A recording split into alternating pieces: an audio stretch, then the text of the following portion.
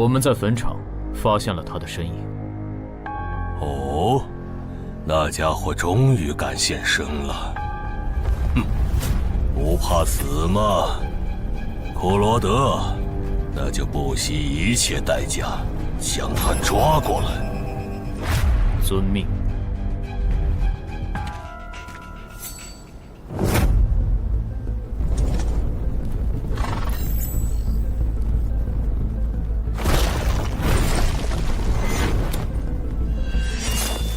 是不是打败你，才会放过我？那看来是没谈拢啊！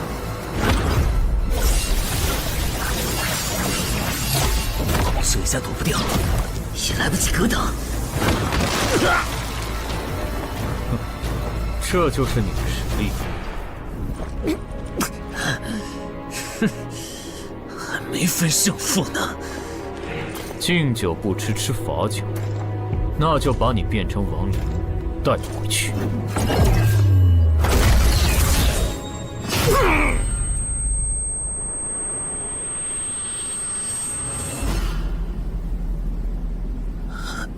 认输吧。做梦。蓝不灵。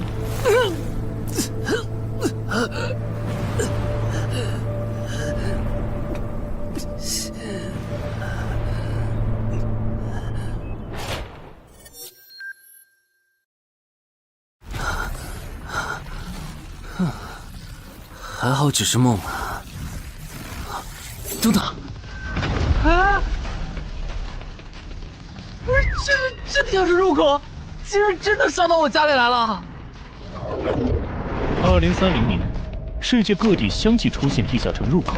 在经历了一系列探索、争夺、开发和地下城失控所引发的骚乱后，各国政府确认了5件事：一，入口无法被破坏，但攻略地下城可以使其关闭。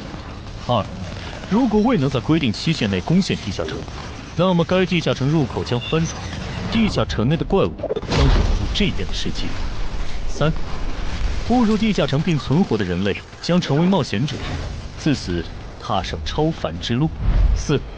地下城内的怪物等级越高，攻略该地下城的收益越高。5. 最高等级的地下城 BOSS 连核弹亦无法完全消灭。过去10年，地下城入口逐渐被公众所接受，有关地下城和冒险者的情报也被允许逐步公开给公众。冒险者周刊报道显示，冒险者人员十分稀缺，但却人均千万富豪。这一消息令冒险者这一职业变得非常受欢迎。对普通人来说，冒险者就是一步登天的门票。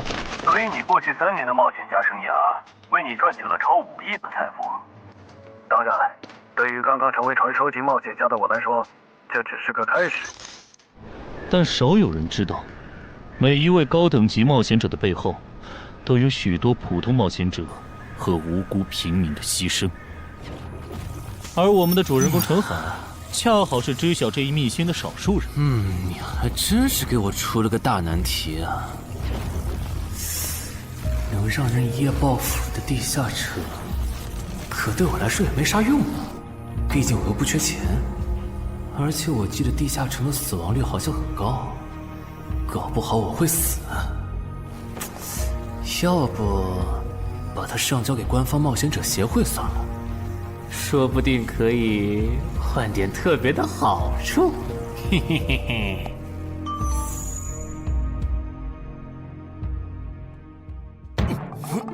谋杀倒慢。但放这也不是事啊！时间一到，入口翻转，怪物全跑出来，大家都得遭殃。这样，我先瞅瞅这地下城啥类型，要是死亡率高，我就搬到别的城市，走之前报警让警察来管；要是死亡率低，我就自己搞定。真搞不定的话，再搬家，然后报警。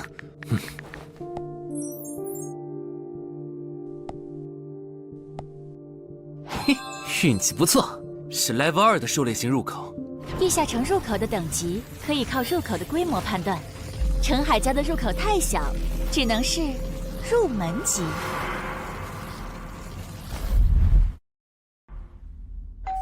你好，有您的快递。来了，是你的快递，在这签字。好的。说起来，小哥，你该不会是发现了野生的地下城入口吧？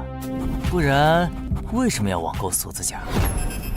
完了，不会暴露了吧？我玩全甲格斗的，之前的防具换，打算换新的。怎么了？有问题吗？没问题，我就是随便问问。感觉这人很奇怪啊，难道是我想虽然多了？早就知道一般市民对成为冒险者这件事有多着迷，但是被人这么生硬的试探，还真是有够惊悚的。还好我伪装的不错。不过这个箱子会不会有窃听器啊？还好没发现窃听器。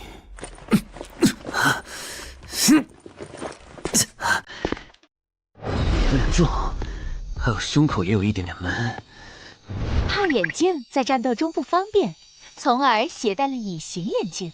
没有防身武器，就在附近消防器材店随便买了把消防斧。啊，锁起来倒是不影响，还行。那么，出发吧。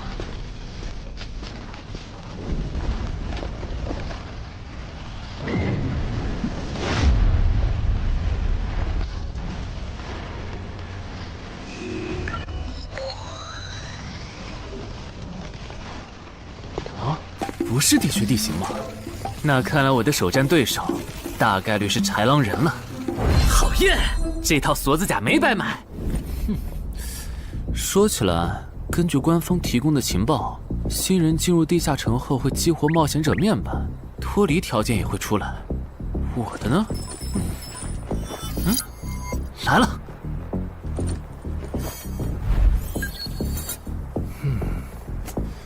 我记得普通人基础属性是10点，8点算弱，14点就很牛了。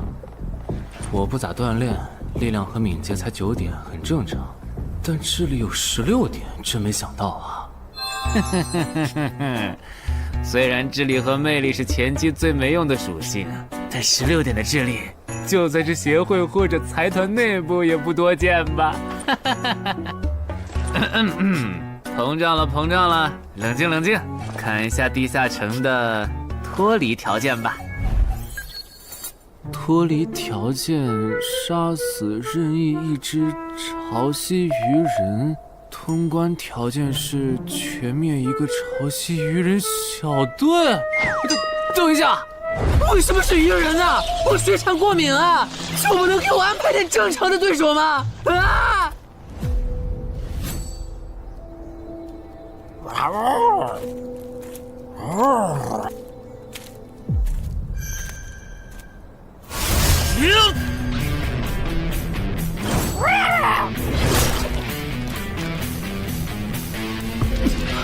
不是吧？这都被躲过去了。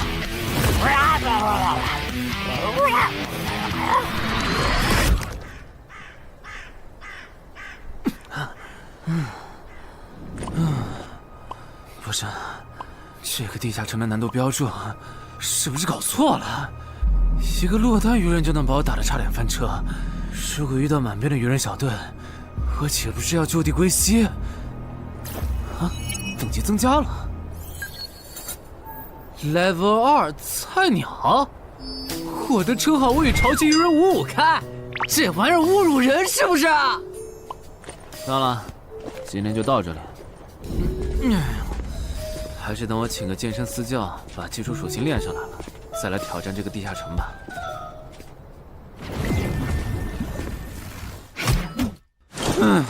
累死我了，半年的运动量都干出来了。又咋了？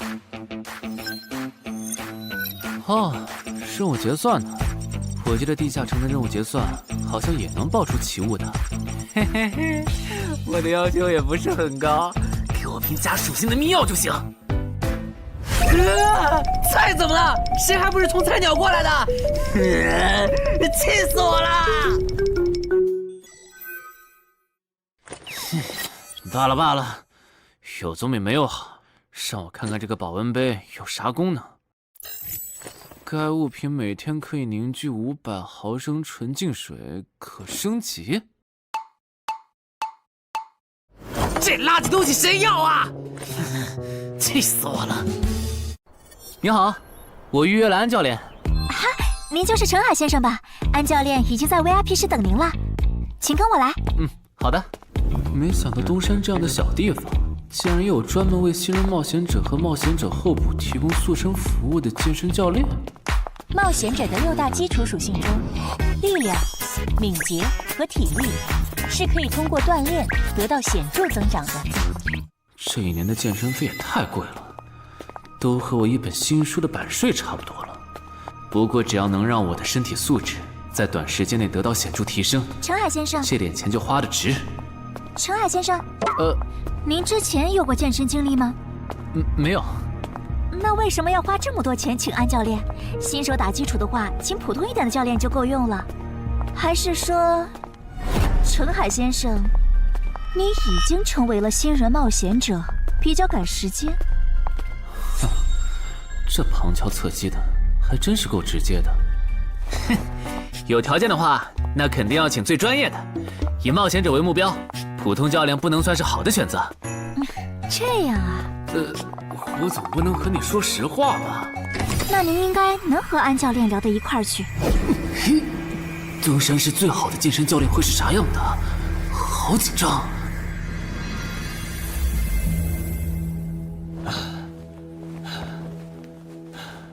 啊！和我预想的完全不一样，我还以为会是个肌肉兄弟，结果到头来，这不是个小白脸吗？我的课程这么贵，竟然也能预约得出去？开玩笑的吧？就是你想成为冒险者，跟我来吧。3、4。我撑不住了，教练。5。真的撑不住了。好，你到这里吧。30公斤举了5次，换算一下，你目前的单次最大重量应该在35公斤。作为健身小白，结合你目前的体重，你这个卧推成绩算是偏弱的。什么情况？虽然我知道我的身体能力低于平均线，但是这也太弱了吧？正常的老哥们不都是人均50公斤起步的吗？陈海先生的基础有点差呢。35公斤的极限数值换算到冒险者面板上的力量属性，应该只有9吧？普通人的力量、体能和敏捷数值是相对平均的，不会偏差太多。他现在这个状况，要在1个月的时间里变成冒险者，几乎不可能。那一般要多久？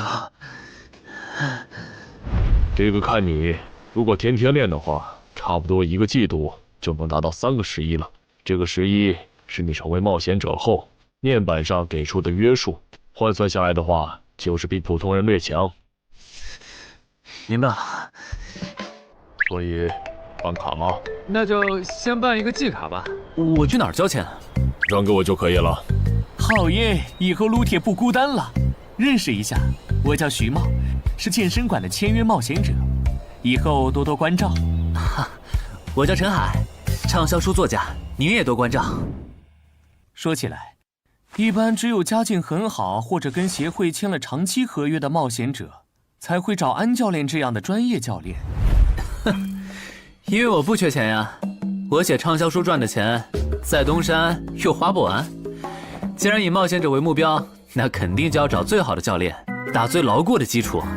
原来如此，我还以为你发现了野生的地下城入口，并且已经成为冒险者了呢。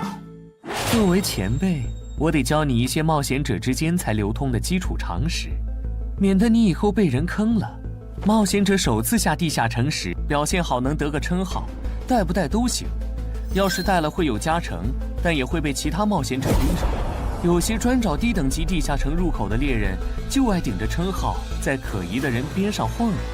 要是被怀疑的人被称号吸引，表现不自然，那猎人就知道这人是冒险者了。接着只要跟着他，就能找到野生地下城入口。啊，这样吗？真是学到了。没啥反应，看来他真不是冒险者，就是个有点钱想当冒险者的弱鸡作家，那就没价值了。幸亏我先和超级任务5开这个称号太丢人了，没装上，不然今天肯定暴露了。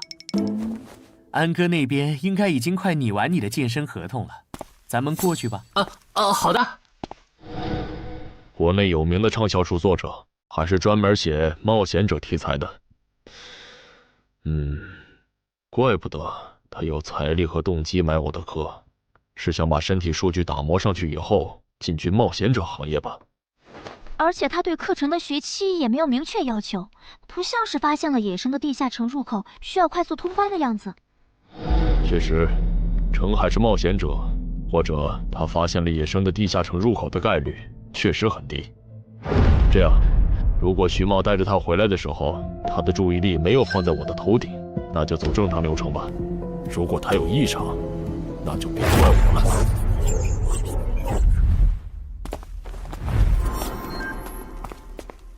合同拟好了，你看完如果觉得没问题就签吧。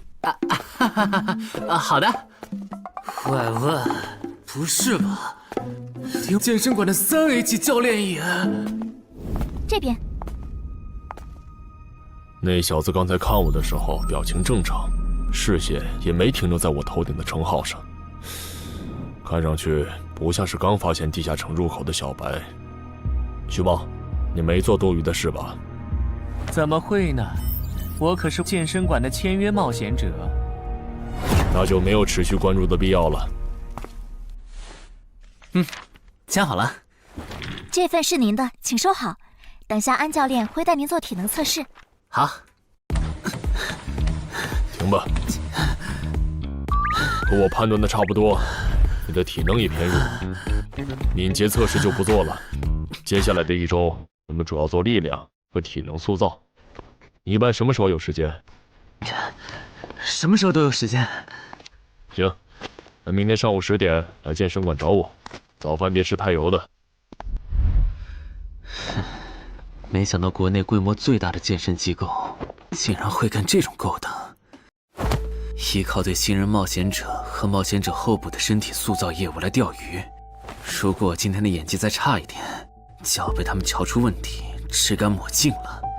怪不得东山这种小地方会有3A 级教练常驻，恐怕全国各地……等等，这样看，所有和冒险者沾边的服务应该都有坑，包括我买的锁子甲。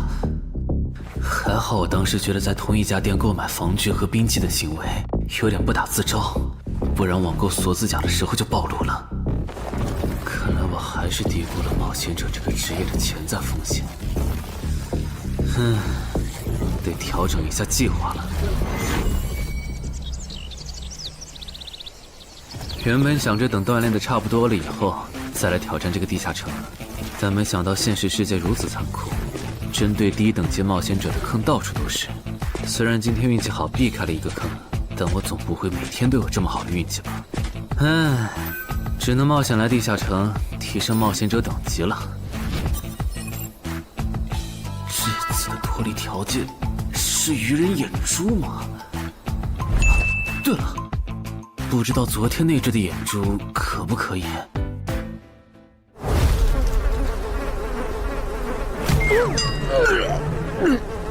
早都被啃光了呀！看来这附近有类似野狗的生物。不过好在眼珠还在。好耶！今天可以不用战斗了，等下只要记录一下这地下城的地形。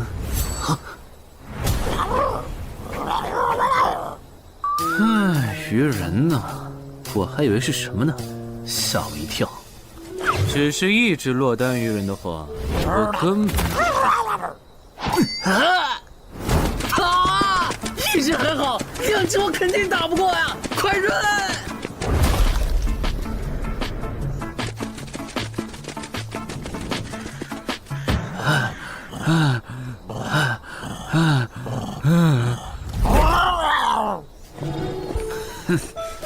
你都死到临头了，还这么嚣张，没发现吗？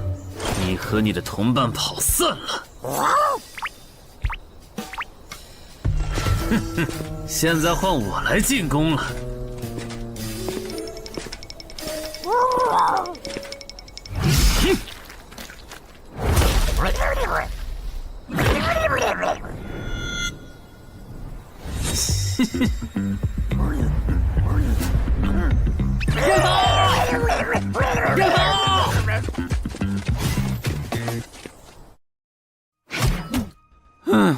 累死我了。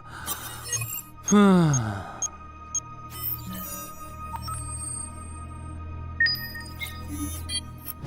是吧？这次的评分明明更高，为什么反而没奖励啊？入门级地下城的爆率原来这么低吗？不过如果其他冒险者也是这个情况，那么他们是怎么赚到钱的？还是说有什么常识是别人知道，但我不知道的？明天找机会去问徐茂和教练。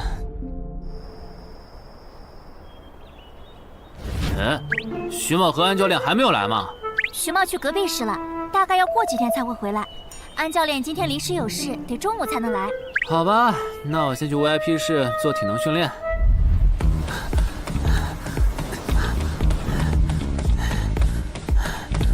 我外出的这几天，他都是这个训练强度。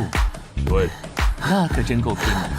这样看，用不了多久，他就能把力量和敏捷提升到11了。对，如果他能一直保持一个基础下来，力量、敏捷和体质恐怕都能到12。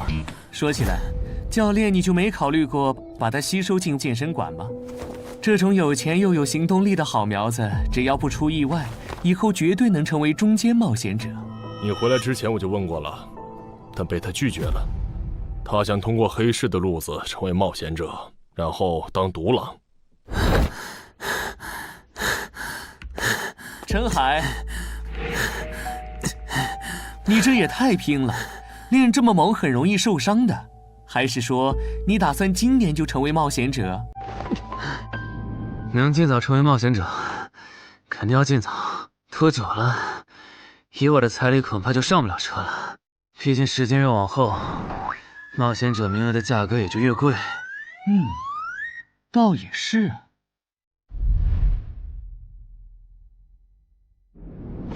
算上前天安教练的招揽，我大概可以肯定，徐茂和安教练已经排除了我拥有入门级地下城入口的可能了。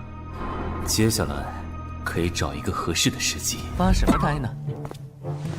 在想事情？没，可能是太累了，有点走神。你这样肯定不行，频繁的超负荷运动只会累积伤病风险，真受伤了反而会拖慢你的塑身进度。我也意识到了，后面应该会减少训练量。对了，截止到现在，你的前期投入都赚回来了吗？还早着呢，照现在这进度，起码得等我到11级才有可能回本。为什么是11级以后？因为1到5级的冒险者挺好混的，有老手带着，完成任务就能撤退，死亡率极低，没想法的就可以这么混等级。而6到10级后，任务变难了，怪物的情报就值钱了。上阶段的混子在这阶段就去收集情报，死亡率虽然变高了，但还能接着混。只有到了11级，地下城的难度提升到混都没法混的时候，才是我这种冒险者开始盈利的时候。这个阶段的冒险者对实力的提升最为迫切。装备、奇物、技能书，一切能提高生存率的东西，都能卖出很高的价格。不是，我不明白，11级后的地下城那么危险，为啥6到10级的冒险者不提前准备？不提升有很多原因，一是官方不管民间冒险者攻略地下城的事，好多冒险者到11级就想退回去过正常日子了；二是地下城的东西只能让一小部分冒险者在精英地下城混下去。11到15级赚得多，但风险也大，而6到10级有人光靠收集情报和做后勤就能回本了，所以他们也就没必要冒着生命风险去11到15级这个阶段打拼了。原来如此，所以冒险者在6级不，在更早前就已经完成分流了。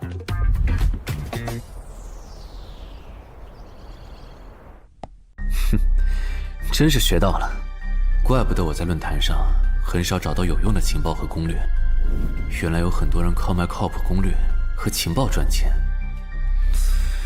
不过更让我惊讶的还是这件事。同一个地下城，冒险者就算反复刷脱离任务，也只能得到1次结算奖励。这样看，这个地下城入口能为我带来的价值，就只有通关奖励，以及将误入其中的普通人转化为冒险者这2点了。考虑到我本身并不缺钱，我还是尽量单刷这个地下城，然后再考虑要不要继续当冒险者吧。先用徐猫教我的方法，前期以收集情报为主，有十足把握了，再考虑通关的事。脱离条件找到湖？啊，这次的脱离任务竟然不需要战斗，还好买了一架无人机做辅助，不然纯靠人力搜索找湖肯定是个大工程。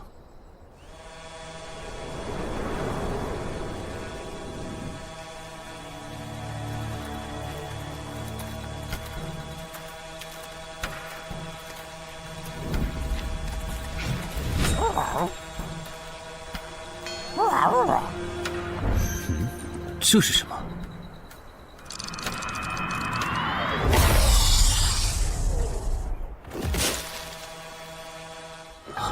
刚才那个应该是鱼人吧？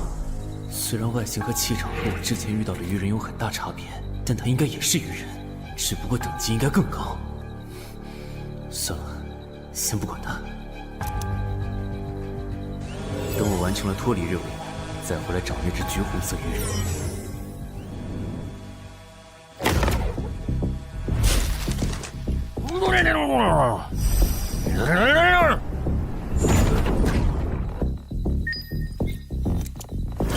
找到了！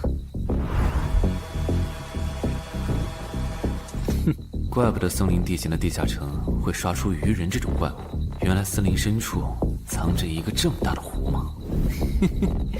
这样的话，脱离任务就算完成了，不用和鱼人接触可真好啊！接下来，是那只橘红色的特殊鱼人。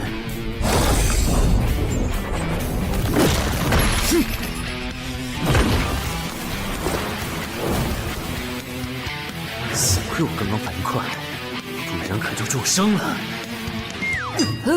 不过我新买的无人机的遥控器，我的心在滴血啊！不对，现在不是想这些的时候。这只鱼人的速度太快了，我必须慎重对待。啊！一只、2只、3只、4……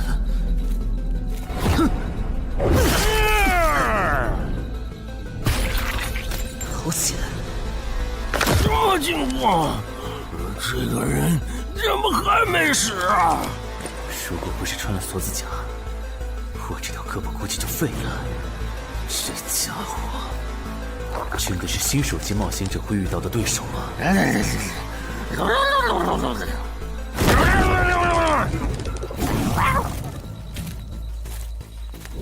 如果只是和这只橘红色鱼人单挑也就算了，关键我还得抽出一部分精力来处理身后这几只杂兵。不管怎么看，这个地下城的难度绝对超纲了呀！要不逃吧？脱离通关任务重置了。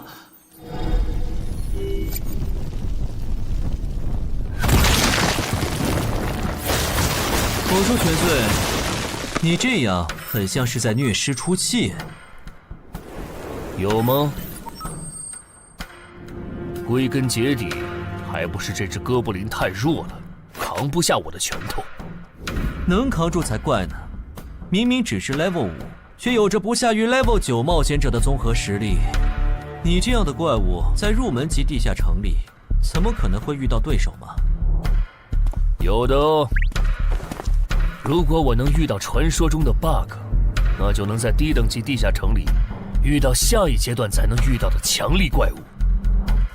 只要能从他们手底下活下来，我就能拿到补偿奖励奇物升级券。到时候我成为传说级冒险者，就更有戏了。果然，我和你们这种明明还只是 level 5，但眼光却已经放在传说级冒险者上的怪物，是真的合不来。不过，奇物升级券和它的获取方式，无论怎么看，都只是博人眼球的谣言吧。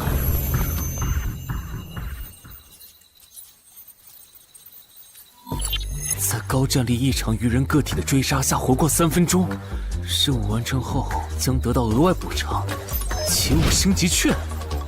不是吧？我都准备逃命了，你给我整这个，要玩死我吗？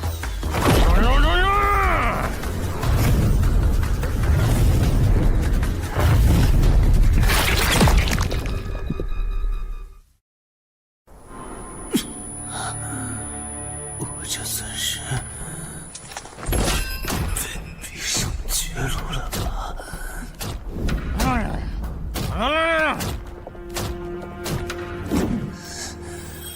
早知道当初就不该成为冒险者，好好当个畅销书作家不好吗？虽然嘴上这么说，但我其实很清楚，这些年因为写冒险小说的缘故，我一直对地下城有向往，向往自己成为冒险者，体验那紧张而刺激的冒险者生涯。是的，虽然我怕死，人怂又不能打，但我的冒险人生绝对止步于此。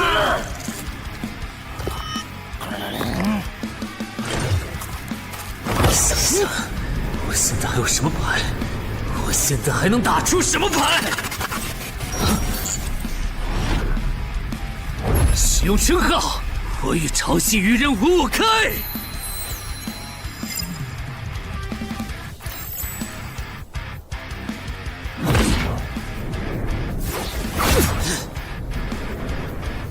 身体变轻盈，力量也变强了一点。不止如此，这些鱼人的动作也变得迟缓了许多。我的动态视力也加强了吗？能行，现在的我能行。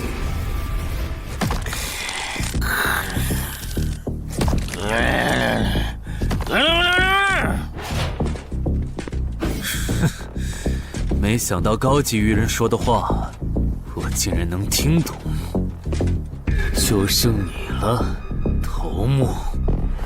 我是干掉了这只下级士兵，别再得意忘形了啦！我知道的，即使身体能力获得了大幅度提升，穿上这一层锁子甲的我，依然不具备能和这只橘红色鱼人拼速度的可能。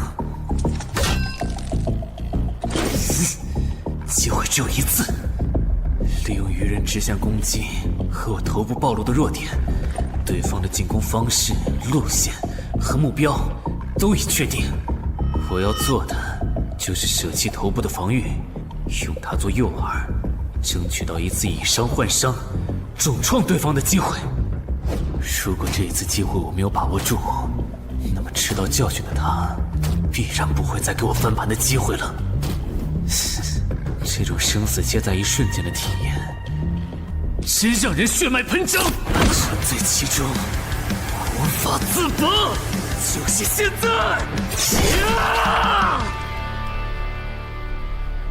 我这不是挺能干的吗？不可能，绝对不可能！开什么玩笑？我居然会被这种弱者可恶！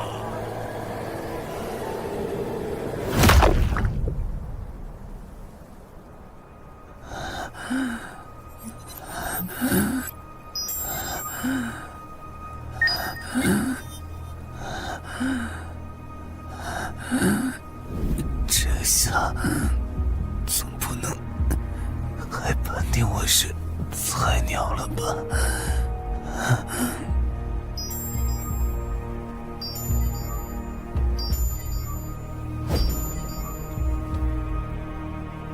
平平无奇的保温杯吗？对，平平无奇保温杯。使用起雾升级圈。啊！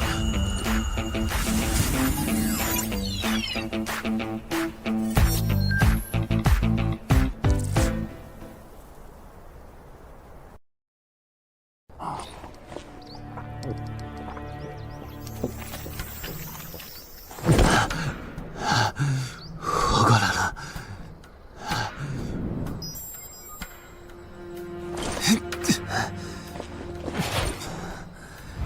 已经愈合了。冒险者面板，冒险者等级竟然提升了，不过还是菜鸟。哦，感知也提升了一点，还获得了一个新称号——至死地而后生。哼，倒是个意外之喜。再看一下通关任务重置后变成什么了。挑战等级上升了，脱离任务刚刚也完成了。不过这通关任务捣毁潮汐鱼人的孵化池吗？算了，这个通关任务明显不是现在的我能处理的。溜了溜了。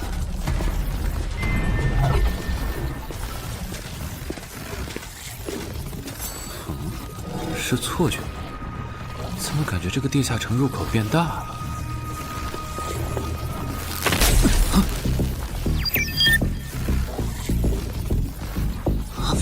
等级不足，这个地下城升级了。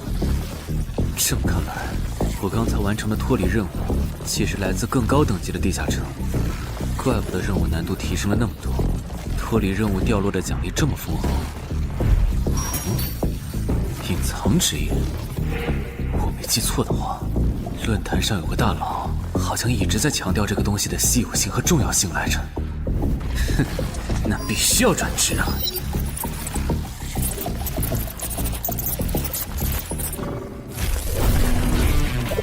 啊，什么情况？感知竟然提升了，死亡行者也算是新职业了。越接近死亡的话，属性点提升就越大，可以1至4点。啊，刚刚啥玩意儿？我家？这就是感知16以后的世界吗？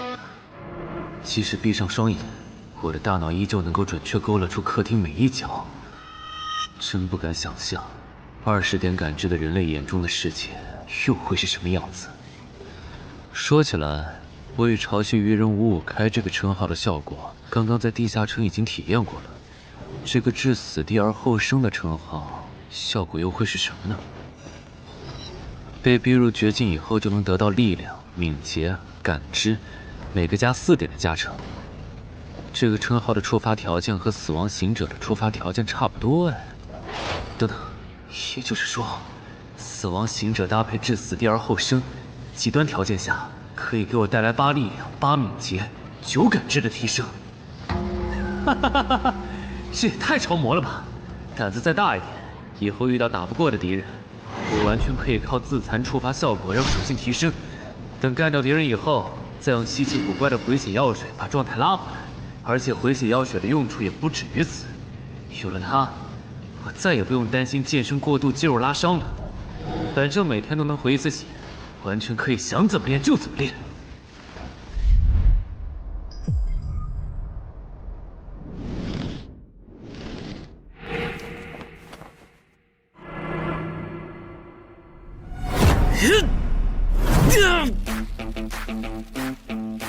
真惊人！谁能想到，不久前还只是个健身小白的他，只用了不到2个月，就达到了正常人要用1年才能取得的成果。就他那训练量，换别人来早就去 ICU 报道了。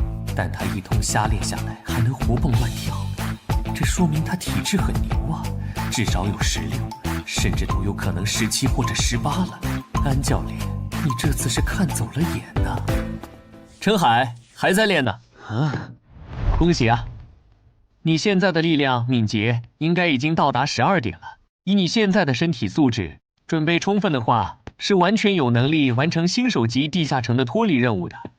真的不考虑加入健身馆，成为这边的签约冒险者吗？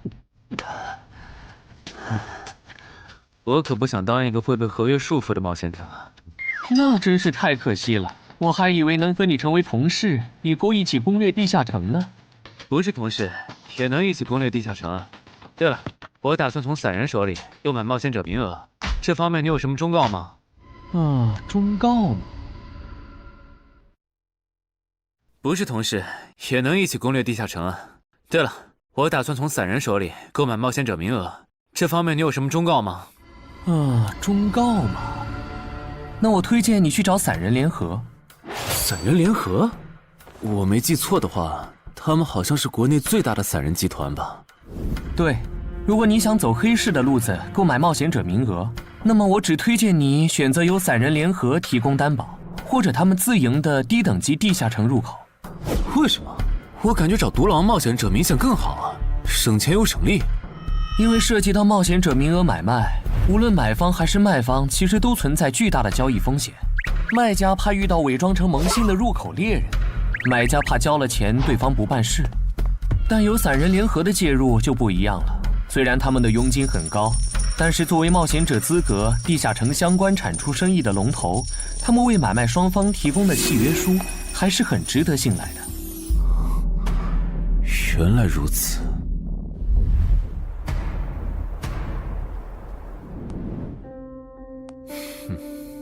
查了一下，整个漳州只有云霄市的这个老廖稍微靠谱点，找了散人联合做担保。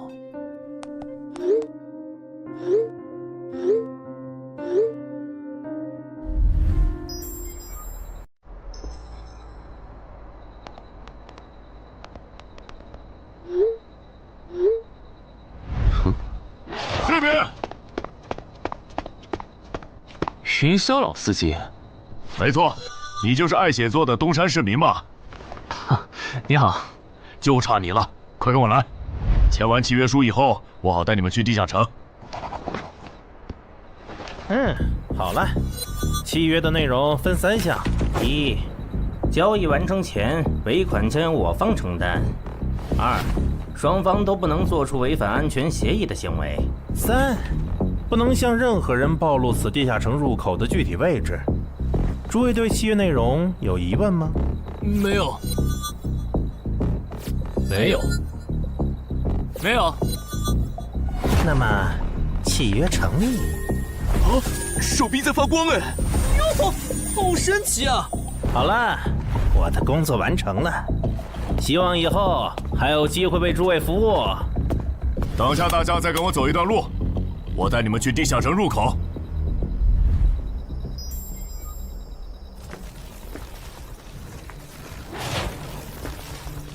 这个地下城入口的位置确实隐蔽，难怪没有被官方和云霄市的资本发现。好了，大家排好队，按顺序进入。我先走一步，给大家带路。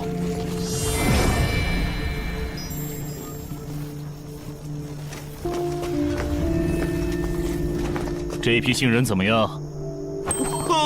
太酷了！是冒险者了，真好。还行，没有看起来像刺头的。那就好，等会儿记得我们之前说的。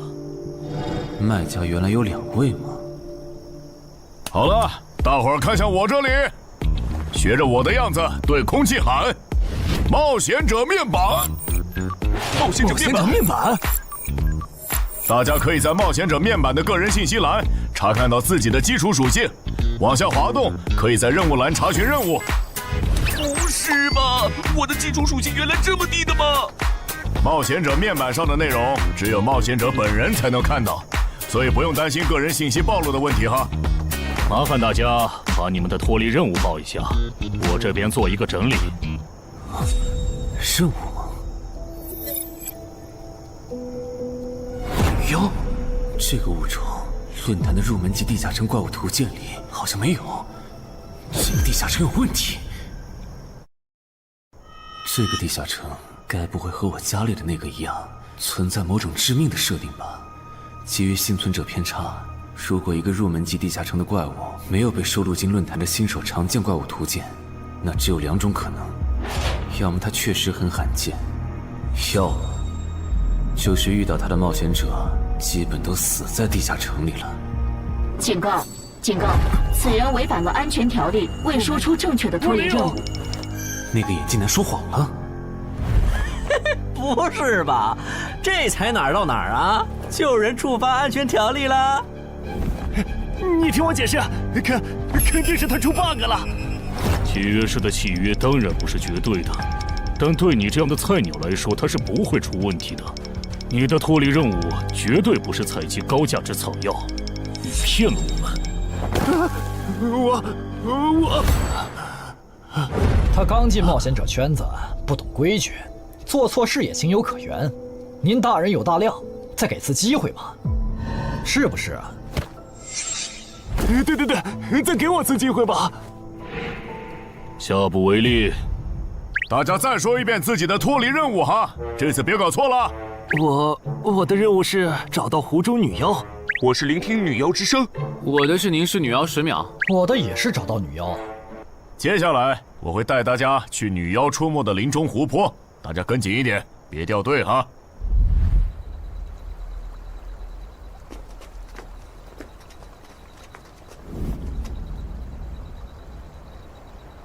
冒险者面板。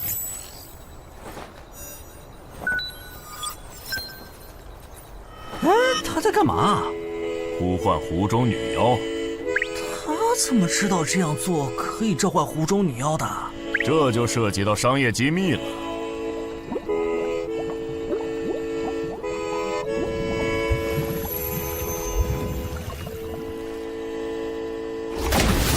女妖出来了！我的脱离任务完成了，我的也完成了。8、9、10。大家把耳塞戴一下，女妖马上就要唱歌了。不戴的话会怎么样？女妖的歌声会破坏你的大脑。刚成为冒险者的 Level 1萌新，一整首听下来，大概会当场暴毙吧。什么？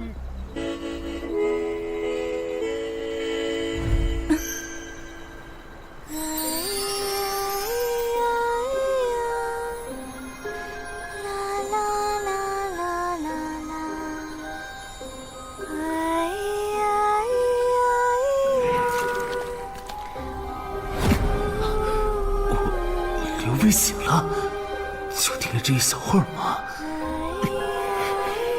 还好我戴了耳塞，歌声听得不真切，不然恐怕已经死掉了。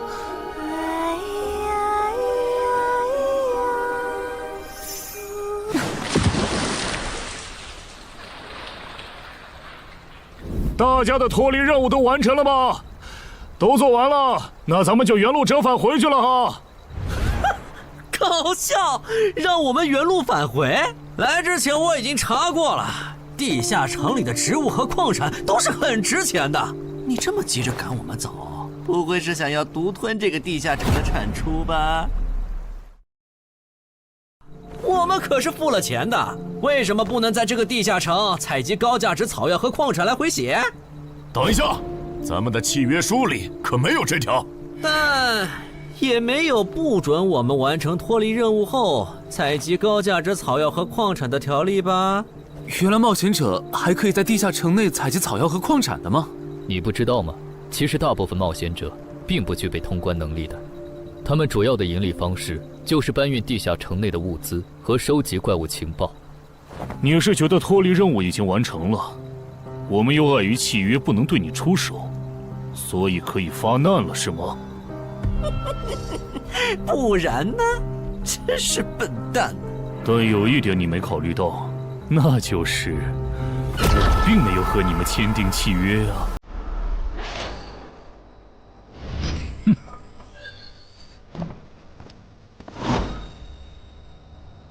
你们2个什么意思？没什么，单纯看不惯而已。我觉得这位朋友的理由其实挺合理的，只是一些药草和矿产，没必要那么计较吧。但是基于契约文书第1条的话，如果有人死亡，我们就拿不到尾款。你可以保护我们，作为回报，我们可以将采集到的一部分物资分给你。不好意思，我们并不想冒这个风险。真的只是因为不想冒这个风险吗？难道不是因为这个地下城藏着别的秘密，你们怕我们发现它吗？我明白了，你不是新人冒险者，你是奔着通关任务来的。老六，你应该能感受到吧？咱们之间谁更强？可恶！地下城让给他们，我们走。啥？你等等我呀！他们为什么就这样走了？这不很明显吗？这2位帮我们说话的朋友，其实是比那2个人更强的冒险者呀。过奖，其实强的不是我，是我的这位朋友。等等，不太对，3人联合的契约师不会蠢到让假装萌新的冒险者轻松找到契约书漏洞，这不符合逻辑。大家可以自行选择，接下来是单独行动，还是跟我们一起行动？单独行动的话，你们的收益可以独享；如果跟随我们一起行动的话，通关奖励我们要1半。1半？这么多？这叫多？你没仔细听吗？是通关奖励的1半。这2位资深冒险者的目标是通关。新人冒险者的通关率一般只有10%，甚至更少。就算分出去1半，我们也领先了90%的新人冒险者。大叔，你别得了便宜还叫委屈啊！所以这其实是好事。对新人来说，第1次通关时间是重要分水岭。新人冒险者越早拿到通关奖励，未来的冒险者之路就会越顺畅。那就是说，就算我只拿到1半的通关奖励，也会比绝大多数同等级的冒险者要强吗？如果你没有浪费这些开局资源的话，确实是你要强一点儿。请让我也加入你们，也包括我。我也要。那帮没良心的，签契约书前都说好了，只涉及脱离任务，其他不包的。任务一完成，他们就变脸了。差不多得了，都走了这么远，他们不可能再跟着了。你不用演了。哦。不过你这次演技提高了不少嘛。刚才我一度以为你打不过那个顶着战斗专家称号的冒险者来着。我确实打不过他。啊？不过他也很忌惮我就是了，要不然不会用劝退的方式赶我走。原来如此。那你觉得他们能通关吗？可能性太低。个人判断，这批冒险者里，最多只有1到2个幸运儿能活着走出这个地下城。什么嘛，这不就和之前的几次一样了吗？真没意思。哇，酷哎！既然大家已经决定联手通关，那我也不藏着掖着了。我能够为认同我、信赖我的队友带来一点基础属性的随机增幅。他说的是真的，我的力量加了1点，我加的是感知，我的也增加了。体力涨了1点。原来团队领袖这个称号是用来提升自己的队友啊，还怪好用的。我这边还有一个问题，我们现在只知道口琴声能召唤女妖，并不知道其他的召唤方法。女妖要是一直躲在湖里，大家的通关任务就没法完成。这不是问题，我的称号可以让我强制激怒指定目标，被激怒者将减少2点智力，变得冲动易怒。他也是冒险者吗？至于建立强制对话的方法，只要引起对方的注意就可以了。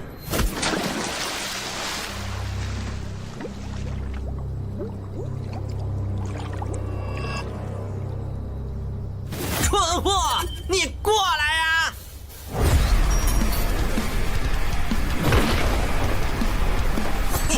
成功了，他被我激怒了。剩下的交给我吧。大家散开，让战斗专家来先是女妖，其他人换上耳塞，在外围找机会。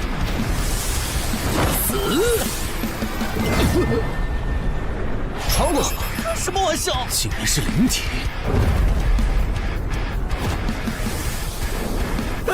等一下！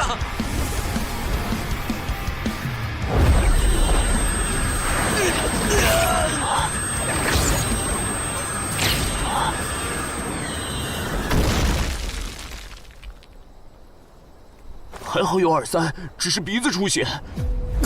不是吧？这个女妖原来是个妖魂！娘，有把握吗？有，但是会比较费时间。上一个地下城刷出来的僧侣之拳应该会有效，但熟练度还没上去，打起来会很慢。慢就慢了，这只女妖应该没有其他攻击手段，对我们的威胁很小。我有预感，这个地下城的通关奖励会非常丰厚。哼，愚蠢的选择。等等，你先别走。不是吧？10万个人里都不一定能出一个的感知16点的人，竟然让我……你为什么觉得他们的选择是有问题的？使用称号，他们当我不存在。真晦气！喂，你搁这对空气自言自语什么呢？不是，我刚才……不是没人吗？幻觉吗？有东西过来了，什么东西？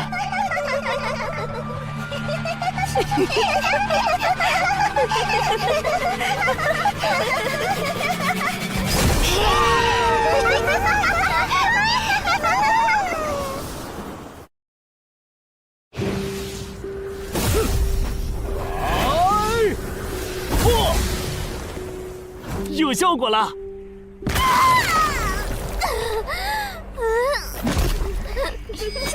什么声音？我们搞错了，这个地下城不止一个女妖，那2个卖家没安好心。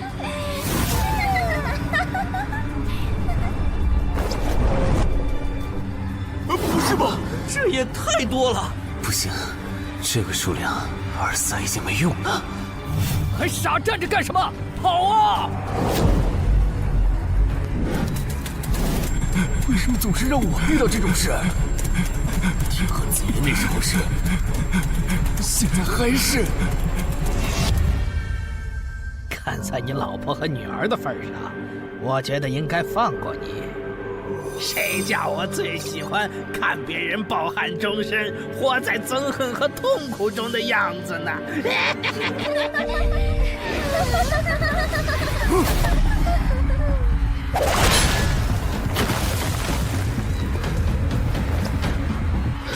你们以为我是谁？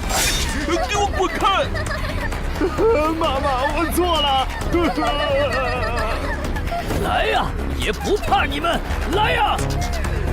被摆了一道啊！怪不得那2个入口持有者的契约没限制3级以上冒险者进来，原来是想引4到5级的冒险者来通关。等我们团灭后，就进来捡我们的通关奖励，真是好算计。关于如何杀死这些女妖，你有建议吗？这声音，有建议就赶紧说。女妖不光靠声音攻击，还有别的攻击手段。我费了听觉才勉强躲过第1轮奸笑。你是爱写作的东山市民？对，真是看走眼了。没想到你一介新人竟然比我们这些老手反应还快。但是你不是听觉被废了吗？怎么还能听到我说话？哦，我感知16，可以读唇。原来如此，这个地下城我认为是无解的。那些女妖能免疫一切物理攻击，老实说，这根本就不是正常4到5级的冒险者小队能处理的。哦，所以你也没有办法。还有一个办法，除了僧侣之旋，阿良还有一瓶被僧侣祝福过的神油，涂抹长剑后，应该也能伤到那些女妖。不过，这也就给你能伤到他们的力量。我不信新手冒险者能从这么多幽灵的围攻里杀出去。但总不能坐以待毙吧？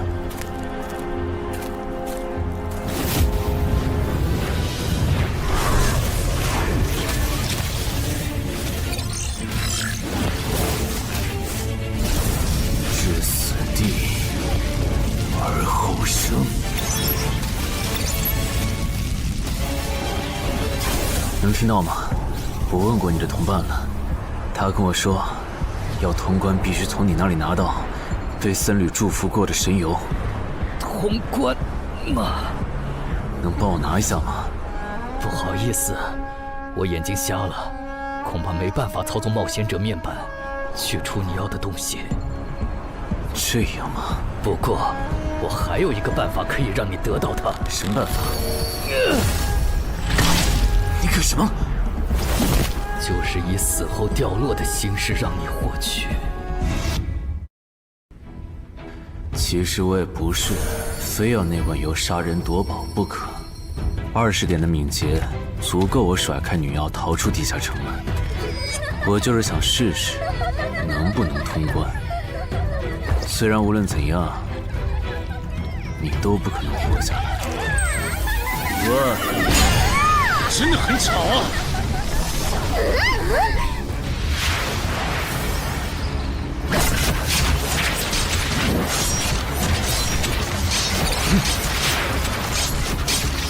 对邪恶生物伤害加0点，那么开始反击吧。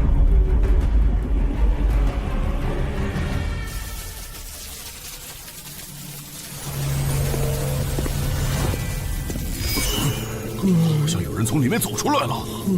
哪有人啊？你看错了吧？不是，我真感觉到了。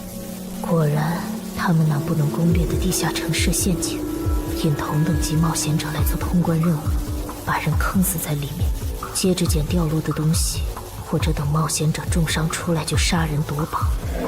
雇主的儿子应该就是这么被害死的。食腐秃鹫是指利用高难度地下城坑杀同等级冒险者，然后拾取对方掉落的堕落冒险者。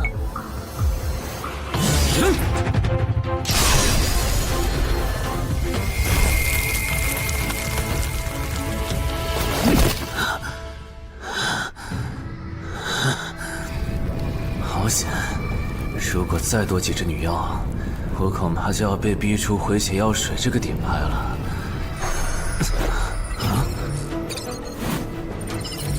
您的绝妙操作取悦了路过的死亡主宰，得到其恩赐，亡灵亦不能杀死我。该恩赐可以使您豁免一次来自亡灵生物的死亡判定，免疫一次来自亡灵生物的死亡判定。好霸道的额外奖励！额外奖励都这么丰厚了，合并结算的奖励还高于单独结算，那么肯定要合并啊！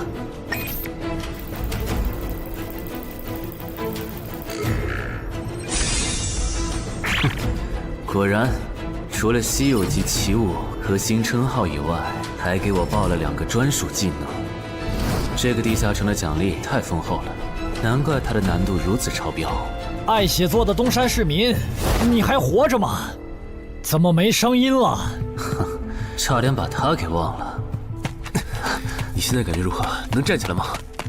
有点难，那只能扶着你了。其他人是不是都死了？胖子、四眼、大叔，还有你的2位同伴，都死了。你应该不是第一次进入地下城吧？哼，我还以为你不会主动说破呢。如果我说我能保守秘密，并将我得到的奖励作为酬劳全部送给你，你能不能不灭我的口？但你死了，同样可以保守秘密。那你就得不到我的通关结算了。而且，云霄老司机和他的同伴肯定在地下城入口附近蹲幸存者。我可以帮你吸引他们的注意力，相信我，让我活着走出地下城，对你来说是最有利的选择。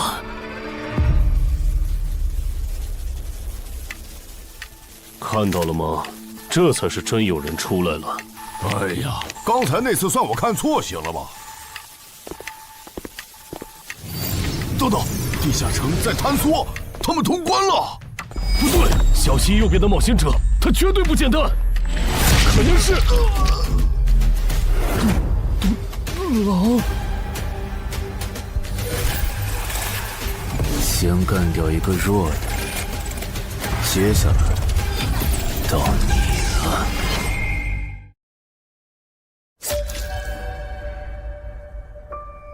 东山市民，你好大的胆子！不是吧，不是吧？不会真有人觉得自己坑完人不会被报复吧？呵呵，这么霸道的吗？闭嘴！哎呀，我好怕呀！你这家伙，找死！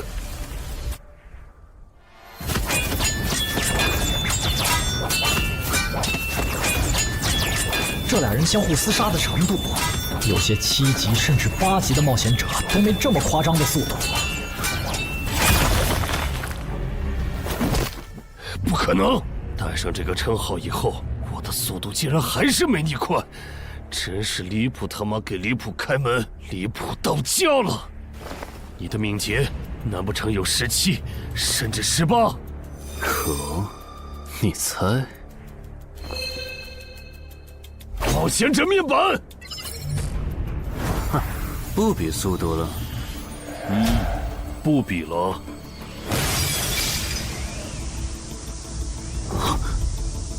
这本来是为那个战斗专家准备的，不过给你也没差了。来好好感受一下我从黑市高价购买的变种蜘蛛毒素吧！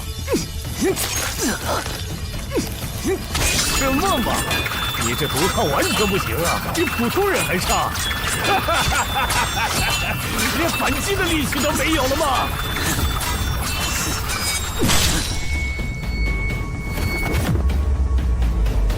太慢了，太慢了！你这样是伤不到我的。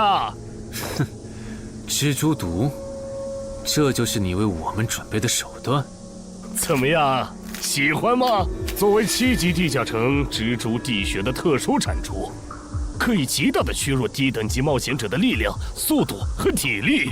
迄今为止，因为他而败在我手上的5级冒险者已经有4个了，而你将会是第5个。然后呢？你应该不只准备了这点手段吧？全都亮出来吧！哼，不会吧？难道这就是你的全部了？当然不止这些。佩戴了毒素携带者称号的我，呼出去的气体、身上的汗液和血管里的血都是带毒的。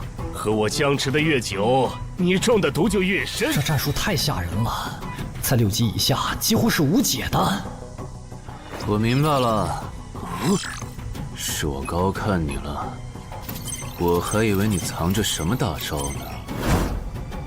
关闭技能，与死亡共舞。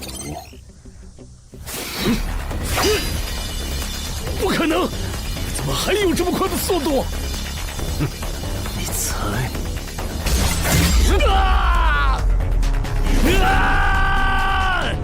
别太得意了！太慢了，太慢了！你这样可是伤不到我的。不可能，绝对不可能！你明明只是个独狼，怎么可能比杀了大量5级冒险者的我还强？没什么不可能的，在舒适区里泡着的你，永远也看不到与死亡同行之人所看到的风景。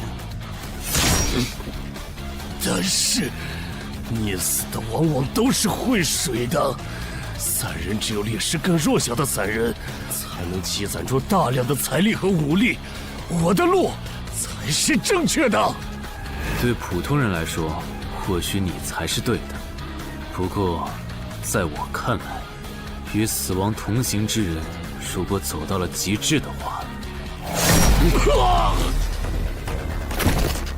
未必不能超越死亡。不是吧？那么强的人，竟然这么轻易的被……啊！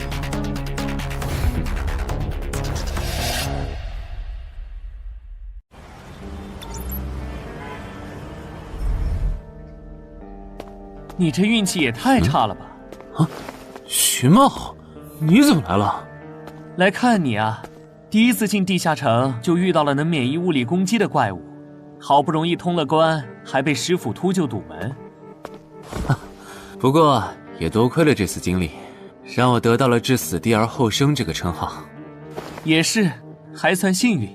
那些传说级冒险者，哪个没在5级以前越级挑战过对手呢？对了，个人建议不要让别人知道你的主要称号，情报泄露是很致命的。冒险者要防的不只是地下城的怪物。原来如此，学到了。虽然女妖之森的入口持有者，官方说是被另一个幸存者杀了，但我查过，那人主要称号侧重团体战斗，单人作战能力没强到能杀掉2个石斧秃鹫，所以，怎么了？我脸上有什么东西吗？没什么，我只是突然想起来，高教练月底就要回东山了。你这边养好伤以后，记得回健身馆报道。关于你的塑身计划，要进入第2阶段了。好的。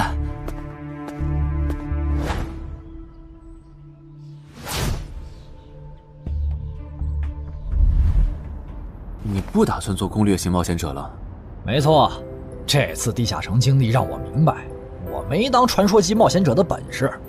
与其在这阶段的地下城拼命，还不如到6到10级的地下城多弄点钱，然后就隐退。哎，不过你和我不一样，你有成为传说级冒险者的潜力，但前提是，你得改掉独狼的习惯。为什么这么说？独狼玩法在10级前的地下城能提高任务结算评分，多拿奇物、称号和技能，但11级到15级的地下城难度大增，光靠个人根本过不去。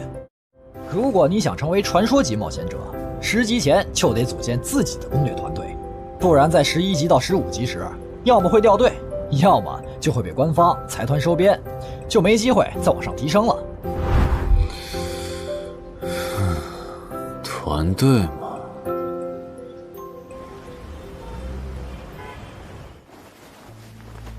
害死我儿子的秃鹫们已经死了，杀死他们的人就在这2名幸存者之间。你认为谁才是帮我儿子报仇的恩人？他。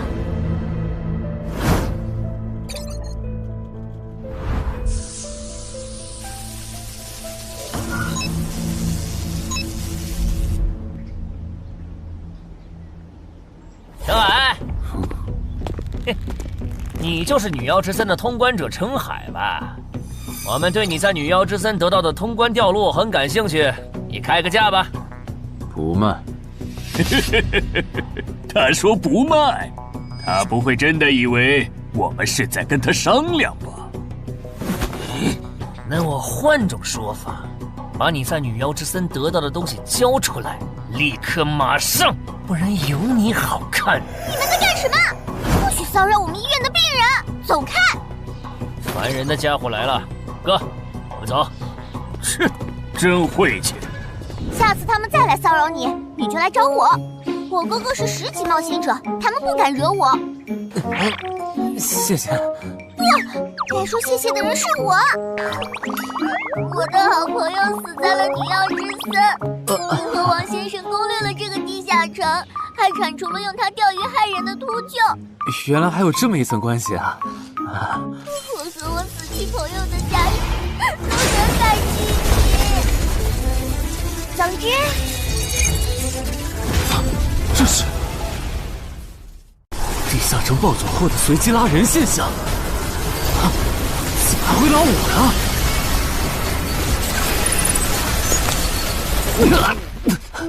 突！啊！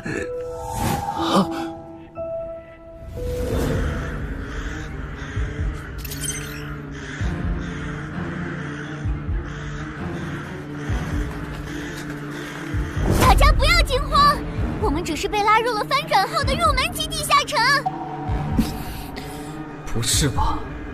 我就来医院看个牙的功夫，怎么就被拉入地下城了？现在请大家跟我一起打开冒险者面板，确认你们的脱离任务。展开面板，5级的生存类地下城，哇，这次可能要死很多人。么？云霄市医院发生入门级地下城翻转现象，有20人因此凭空消失，周德也在这20个人里。情况如何？失踪人员名单已经整理出来了。被卷入地下城的一般民众有17人，冒险者3人。我们还找到了失控的地下城入口。不过什么？你的脱离任务和通关任务是什么？消灭10具骷髅士兵，存活1小时。你的呢？我的也是。那看来大家都一样。老弟，咱们的脱离任务难度和他们的不一样啊。还有那个叫陈海的小子也被拉进了这个地下城。正常，生存类地下城的脱离任务是根据挑战者实力的强弱划分的。至于那个叫陈海的，等咱们做完了脱离任务再去找他。那个，大家听我说，这个地下城非常危险，请大家捡起地上的兵器，3到5个人为一组，凑齐脱离条件以后，尽快离开吧。完成脱离任务以后赶紧离开？你算老几啊？在这指挥本大爷？说不定是人家想把咱们忽悠走了以后，独吞地下城的宝藏呢。不是，这个地下城真的很危险。这点蠢货脑子有坑吧？对地下城的危险没有认知也就算了，还在这带节奏。这位先生是非常强大的冒险者，他前几天刚通关了一个难度非常高的地下城，还和同伴联手除掉了10府秃鹫。真的假的？就是锦城家园那栋烂尾楼，听说害死了好几10人。哦，想起来了，请大家相信他的判断。这个护士干嘛一直夸我呀？好烦呐！不过好在效果还行，能引起这些新手的重视就好。等一下，如果这个地下城真的那么危险，那你觉得就凭我们这些普通人，真的有能力完成脱离任务吗？先不说消灭骷髅士兵有多难，就按你说的，3到5人一组去猎杀骷髅士兵，最后肯定是青壮年组队，老弱被抛下。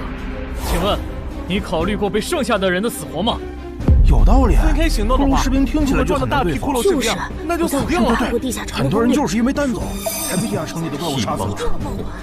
姐夫说的没错，被拉入地下城后，一定要拉拢人心，来拿到话语权，再利用话语权来强迫冒险者当我的保姆。能通关高难度的入门级地下城又如何？当你开始在意这些渔民死活的时候，你就注定得当我的保姆了。你们能信任我吗？那跟我走吧，我带你们去完成脱离任务。好的。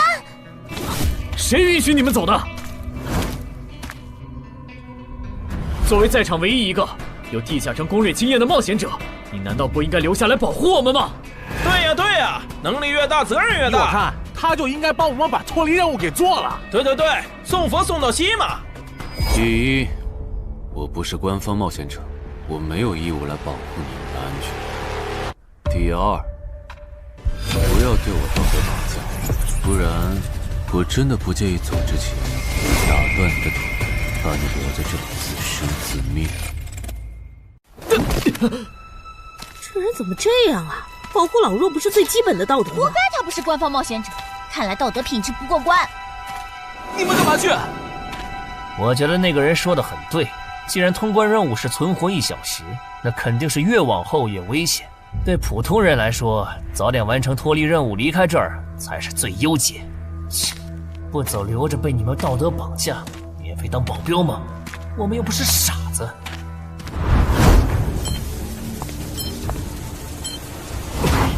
怎么是他？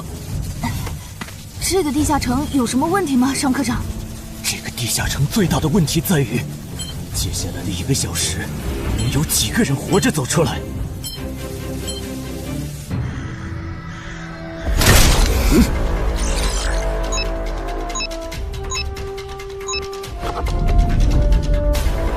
你们就学我刚才做的，用剑去砍那些骷髅士兵的颈椎。那你呢？又来了！我嘛，就用我的老火箭和他们练练。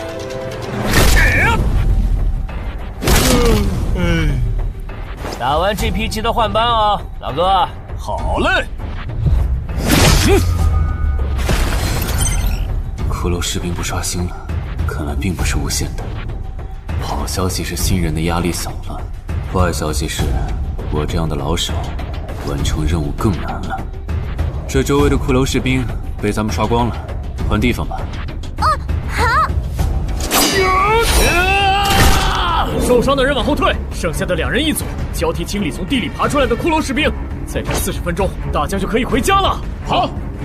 亏我之前以为当冒险者有多难，结果就这儿啊！是啊，这些骷髅根本就没有那个老手渲染的那么危险。等这次结束，我也是个有名的冒险者。这些骷髅虽然弱，可不代表这地下城难度低。正相反，骷髅越弱，越说明地下城有极厉害的 BOSS。更让我烦的是，这地下城怪物也太少了。虽然我以老弱不宜参战为由，劝退了近半的冒险者，但是分到我这的怪物才4个。最后10分钟，这地下城难度肯定飙升。要是接下来10分钟都没有新的骷髅士兵刷出来，我就得自己想法子凑够剩下的6个骷髅士兵了。脱离任务做完了。嗯。你呢？还差几个？8个。把机会都让给他了吗？那你先回去吧，我们继续刷骷髅。等做完脱离任务以后，咱们3个在外面集合。10年来没有一个人通关。不止如此，这个地下城的幸存者们也非常奇怪，几乎所有的都是新人。怎么会有这么奇怪的地下城？正常不都是冒险者越强大生存率越高吗？因为这个地下城有一个被称为强者坟墓的机制。同样的脱离任务，新人的难度只有老手的1/10。当新人完成脱离任务离开的时候，实力远超冒险者的地下城 BOSS 会主动追杀冒险者。好多老手都栽在这机制上。周德，快点察觉到，这个地下城的本质是谁最先完成脱离任务，谁才能活下来的竞速比赛。好心的冒险者哥哥，护士姐姐，再见。拜拜。再见。等下遇到的骷髅士兵，我多分给你一点。你先完成脱离任务，和他在外面会合。好的。有人完成脱离任务出来了。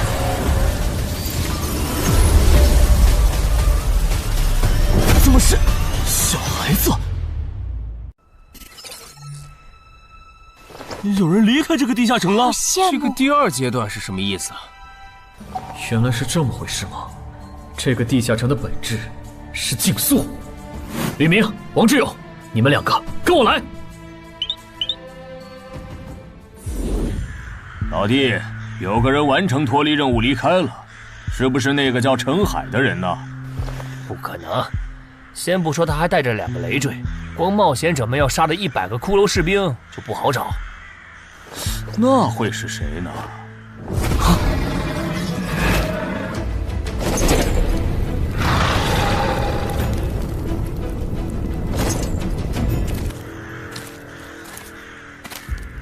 叫我们跟着他出来，都走这么远了，也不解释一下。如果遇到大群的骷髅士兵，咱们3就完了。闭嘴吧，他这么做肯定是有原因的，你没注意到吗？他是看到任务栏变更以后才叫我们出来的，恐怕他比我们更清楚这个地下城发生了什么。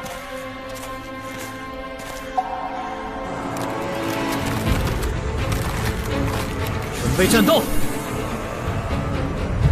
他们3怎么走得这么久才回来？周德当初就不该气走那个冒险者。脱离了。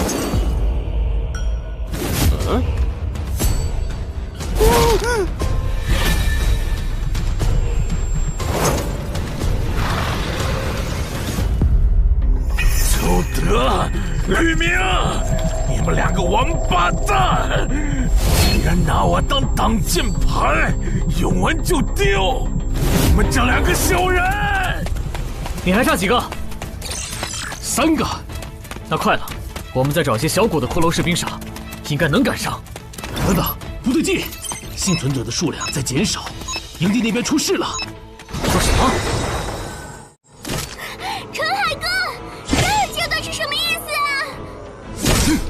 可能是难度提升，接下来会出现更强的怪物的意思吧？这个你别管。你的脱离任务做到哪儿了？我看看啊，陈海哥出事了，其他人都死了，现在只剩4个幸存者了。什么？左2，右2，去左。都说了，是这个地下城的 BOSS 降临了，要想活命，必须就地折返。在 BOSS 找到我们之前，完成脱离任务。别开玩笑了，就咱们2个人，怎么可能在那么多骷髅士兵的围攻下完成脱离任务？王之勇在的时候都做不到。听不懂人话吗？我们已经没有时间去找骷髅士兵了。还差右2。剑锋，救我！你好了吗？马上！陈海哥，好了。长先留下，你先走。可是，特效！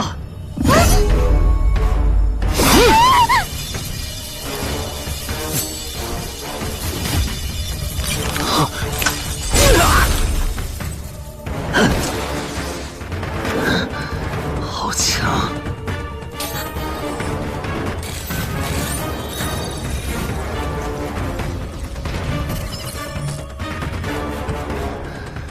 明白了吗？你留下来，只会碍事。我知道了，我去外面等你，你一定要活下来。好了，现在只剩下咱们2个了。我猜你是不会放我走的，对吧？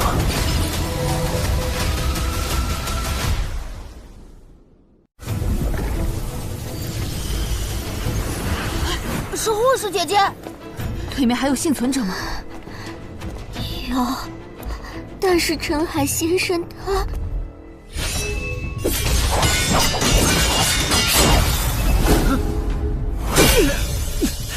好强，这样下去不行，速度和力量我都不是他的对手。就算能大概猜出他下一步动作，可因为一直忙着抵挡，一次出错的话就得死。要走！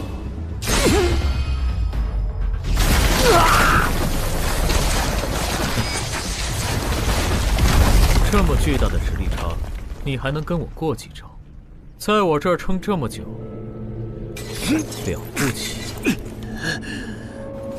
好像在跟我说话。不对，现在不是该思考这些的时候。想一想，再想一下，到底该怎么做，我才能活下来？没戏了，把这边的情况汇总给漳州吧。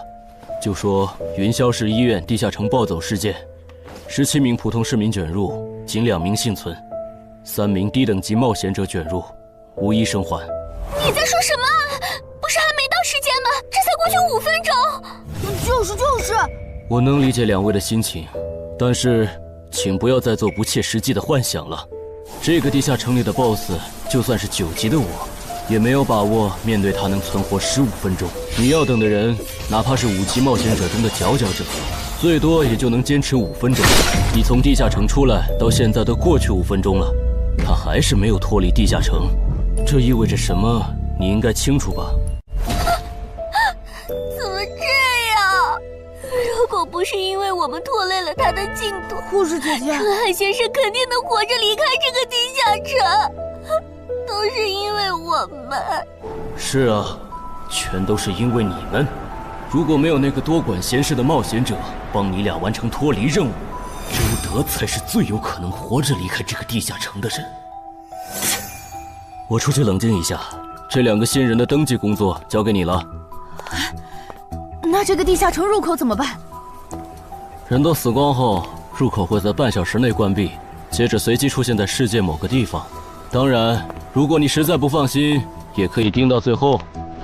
好吧。你合格了。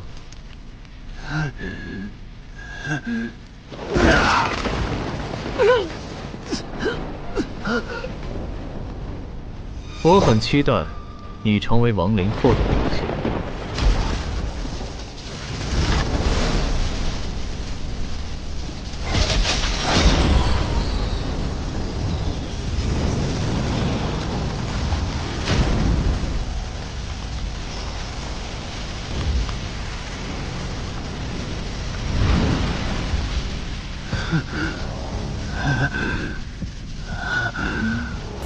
都赢了。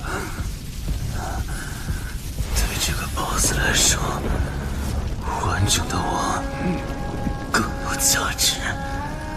在他回来之前，是死亡主宰的恩赐。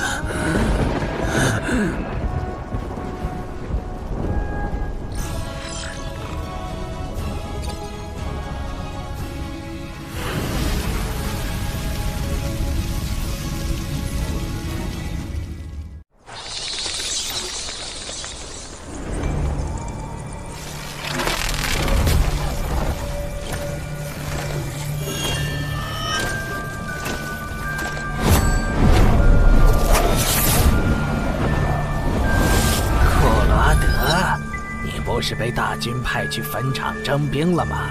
怎么回来了？切，白跑一趟！我还以为是谁激活了骸骨大军发出去的晚宴邀请函呢。我发现了一个有资格成为我们同僚的新人，让他从零开始太浪费了。我打算让大军把他变为预备役。同僚，坟场的冒险者最高才5级。这阶段的新人连合适的职业和称号都没确定，你就肯定他能跟咱一样成为传奇？他已经找到了合适他的职业和称号。这次真的太险了，如果不是那家伙主动走了，就算再给我一条命，我也完全没机会。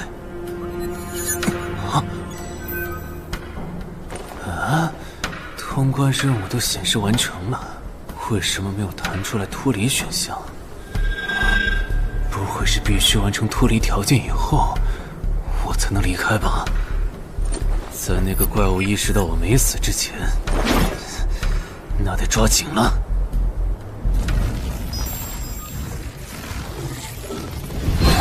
没有关闭，这个地下城的入口还没关闭。澄海先生还在战斗，他还活着。我去找尚科长。周德死在地下城里，他姐知道后一定会迁怒同期的幸存者。如果处理不当，尚科长，怎么了？慌张成这个样子？那个地下城入口没有关闭，结束的时间明明已经到了，但是他还在。怎么可能？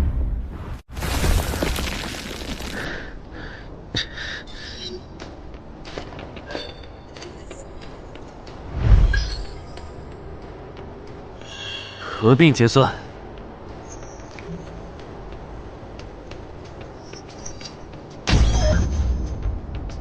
原来那个亡灵骑士叫库罗德呀。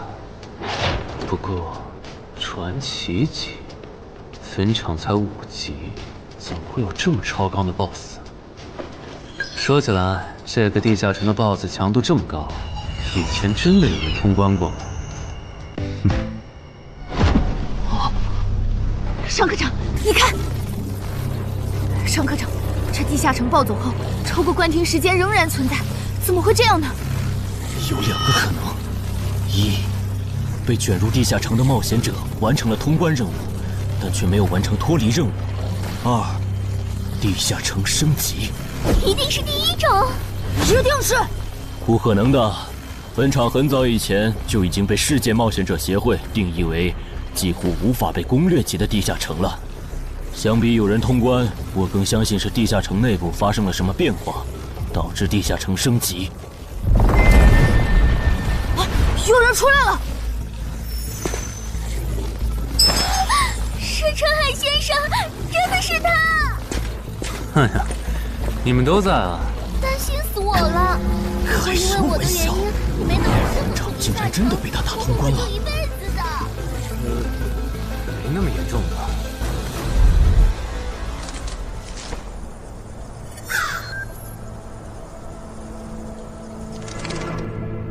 吴王，这是你驻守坟场以来第一次主动觐见吧，库罗德？你知不知道，就在刚刚，你成为了全球首个通关坟场的冒险者。首通？我？对，你要火了。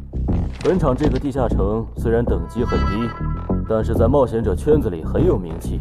你首通的经历应该会吸引到很多资本和散人工会的招揽，当然也包括官方。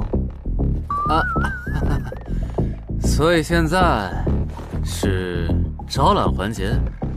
是的，你在女妖之森和坟场的表现已经充分证明了你的潜力。像你这样的超级新人，整个冥省1年下来也不会超过10个。作为云霄市地下城负责人的我，当然不可能错过。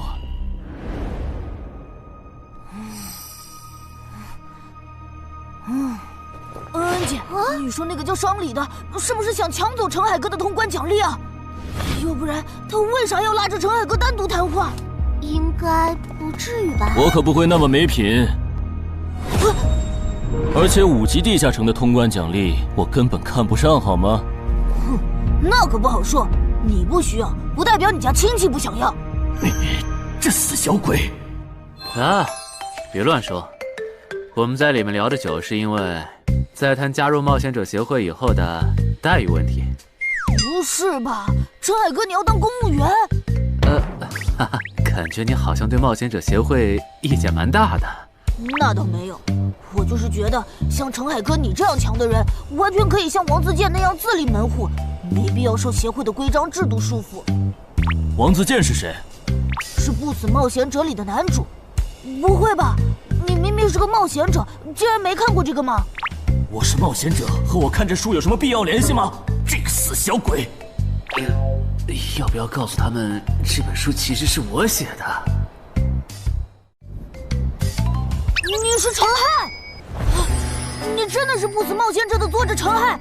不会吧，不会吧，不会吧！如假包换，不信的话，我可以给你看我写到一半的《不死的冒险者2》的小说原稿。真的吗？啊，你怎么了？怎么感觉你受委屈了？陈海先生，你能不能不要加入冒险者协会？为什么？我以前听我哥和他朋友说过，那些加入官方的冒险者很多都后悔了。你哥有说是什么原因吗？没有，但我还记得他们谈话时的表情非常的严肃，甚至还发生了激烈的争吵。这样吗？我会慎重考虑的，谢谢你为我考虑这么多。不，我才应该道谢。那个杀千刀的对我弟弟见死不救，你还把他放进来？商礼，你是不是成了云霄市的负责人以后飘了，忘了自己是怎么上位的了？我没忘，我请他进协会不是为了护着他，他通关的地下城很特殊，过不了几天他就会被财团或大工会拉拢，好多事就不好办了。要是有潜力的成了官方冒险者，等他们跨过15级大关以后，到时候他们面临未知的危险，你是知道的。不行，那样太久了。他虽然有潜力，但不一定能突破15级变成传说。我要他下周就死。好吧，我知道了，那只能借刀杀人了。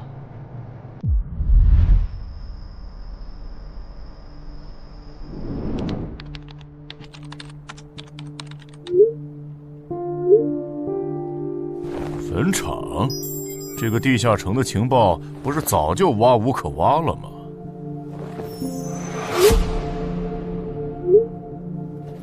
这样就可以了。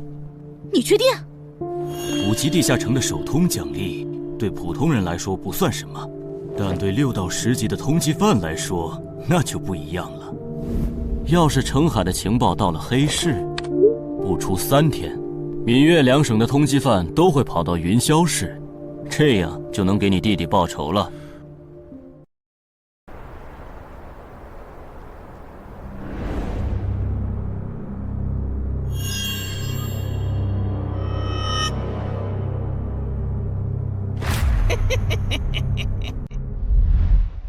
我的个人信息要3天后才能录入官方的冒险者系统吗？是的，我记得程先生你是东山人吧？要不我这边先给你安排一下暂住的酒店，这样你这几天就不用两边跑再折腾了。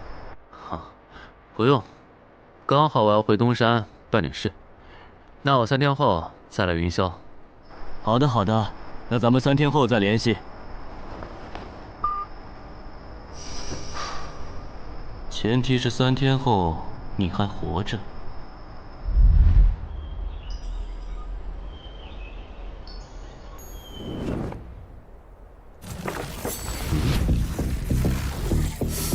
几天没见，怎么感觉这个地下城入口变得更大了？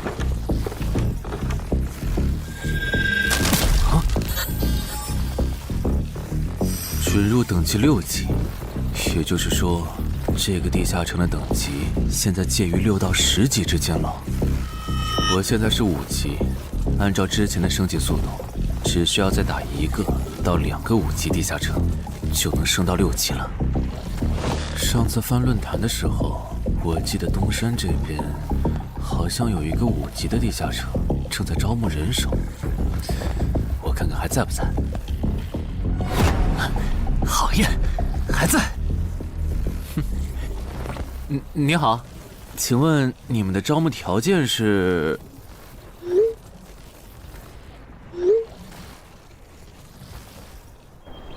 黑市金币？你问这个干嘛？我闲着没事翻论坛，发现论坛上的冒险者彼此之间做交易时，使用的货币不是现金。冒险者之间做交易，除了用地下城入口和掉落物，就是用黑市金币当货币。黑市金币有什么特殊之处吗？为什么不能用现金交易？黑市金币是挑战10级以上地下城的主要收获。我以前问过安教练，他说这东西10级后有大用处，可具体咋用没跟我细说。原来如此。对了，等级没到10级的冒险者，一般是从哪儿弄到黑市金币的？我也想搞一些。新手的话，你可以试试把不用的掉落物拿到鬼市去卖。你要卖吗？要的话，我晚上可以带你去东山的鬼市。要，谢谢徐哥。东山这边的鬼市只有每周一的凌晨2点到4点有。你别看这边人很多，实际上只有1/10是冒险者，甚至更少。这些摊贩也是卖的东西真真假假，很容易上当受骗。听起来有点像古玩市场。差不多吧。总而言之，东西先别急着卖，多转转，弄清楚物价后再卖东西。我这边还有点事，就不陪你继续逛了。好的。看不出他这人还怪好的。好了，到我来扫荡了。小哥，来看看这件，可都是宝贝啊！瞧一瞧，看一看喽！精品装备仅此一天，价高者得。小哥，来看看我的矿石啊！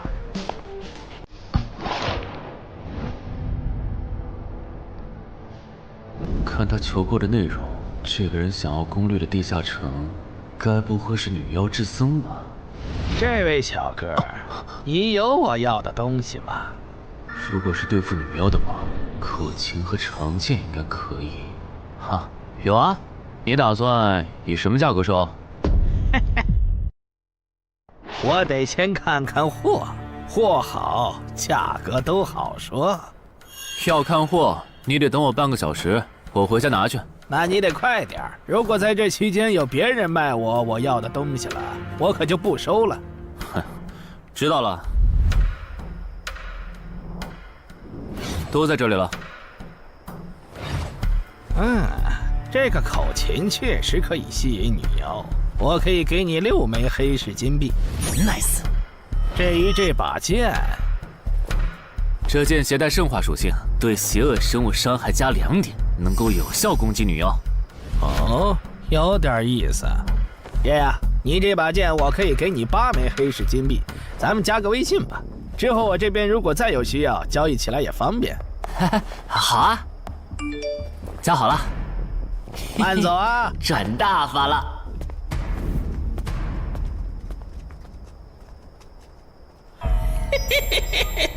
疏于防范了哟，坟场通关新人。唉，都过去1个多小时了，那个叫四海为家的怎么还没来？算了，不等了。各位新老朋友，大家好，我是5级哥布林地穴地下城的入口拥有者搬砖小 C。我左手边这位是协会冒险者林女士。哟，本次攻略已在官方备案，大家可以不用担心秃鹫的问题。这边的3位大叔和我组队过3次，是实力和人品都很过硬的老手。这小子怎么每次都这么磨叽？然后是本次行动的金主，目前还是普通人的王老板。大家好，鄙人姓王，是东山地产的经营者。最后是新朋友，爱写作的东山市民，和今天也很闲鱼呢。他们都是3级以上，可以胜任后援工作。大家好。怎么这些人都喜欢在公园集合呀？上次的师傅秃鹫事件后，我都快对公园有心理阴影。大家都互相认识了，接下来请随我前往哥布林地穴的入口所在地吧。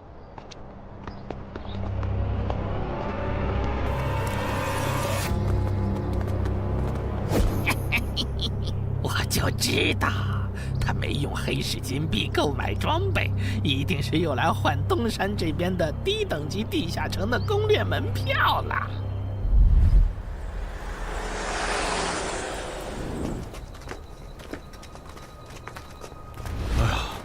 那个还要走多久啊？啊，快了，入口就在前面。小三，这入口你是怎么发现的？这也太偏了。不是我发现的，是本地的一位驴友发现，然后卖给我的。真的假的？这年头还有发现地下城入口以后自己不攻略，反而拿去换钱的傻子？因为哥布林地穴对新手来说太难了，当时发现这个入口的驴友不止1个，但最后完成脱离任务活下来的就只剩下1个人了。人家已经是冒险者了，这地下城在开放期又攻不下来，还不如卖了，换点能用的东西。剩下的钱分给死去同伴的家属，这选择挺合理的呀，不是吗？合理是合理，但我觉得事情应该没那么简单。喂，你这人真是的，咱们都合作好几次了，你还怀疑我？到了，形状、颜色、大小完全一致。没错，这个就是5级的地下城，风险评估过了，可以进。讨厌。这一下你放心了吧？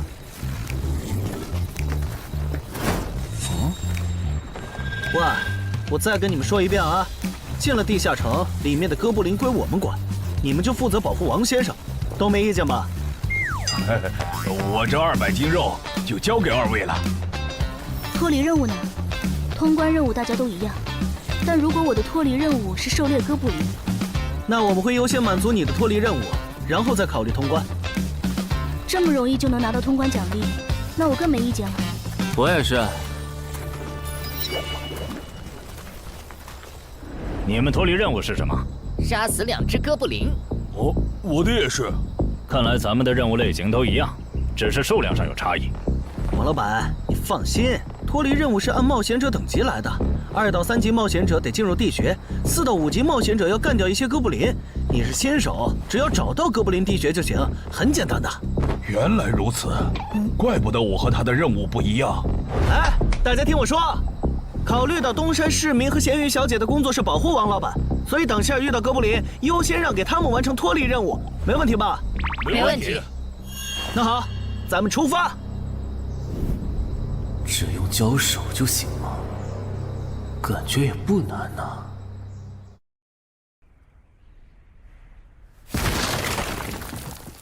这个你不要吗？不要，你杀了吧。这就是5级地下城里的怪物吗？感觉也没多强啊。那是因为现在遇到的都是小怪，真正难搞的 BOSS， 得深入地穴以后才能遇到。一般情况下，哥布林地穴的 BOSS 哥布林勇士，得3、5个老手一起上才能干掉。哦，原来如此。那如果这个地穴里有2只甚至更多的哥布林勇士，咱们能对付得了吗？那肯定是对付不了的。不过一个哥布林部落只会诞生1只哥布林勇士，目前全球就1对冒险者遇过双胞胎哥布林勇士，这种小概率事件，咱们肯定碰不上。哦，那我就放心了。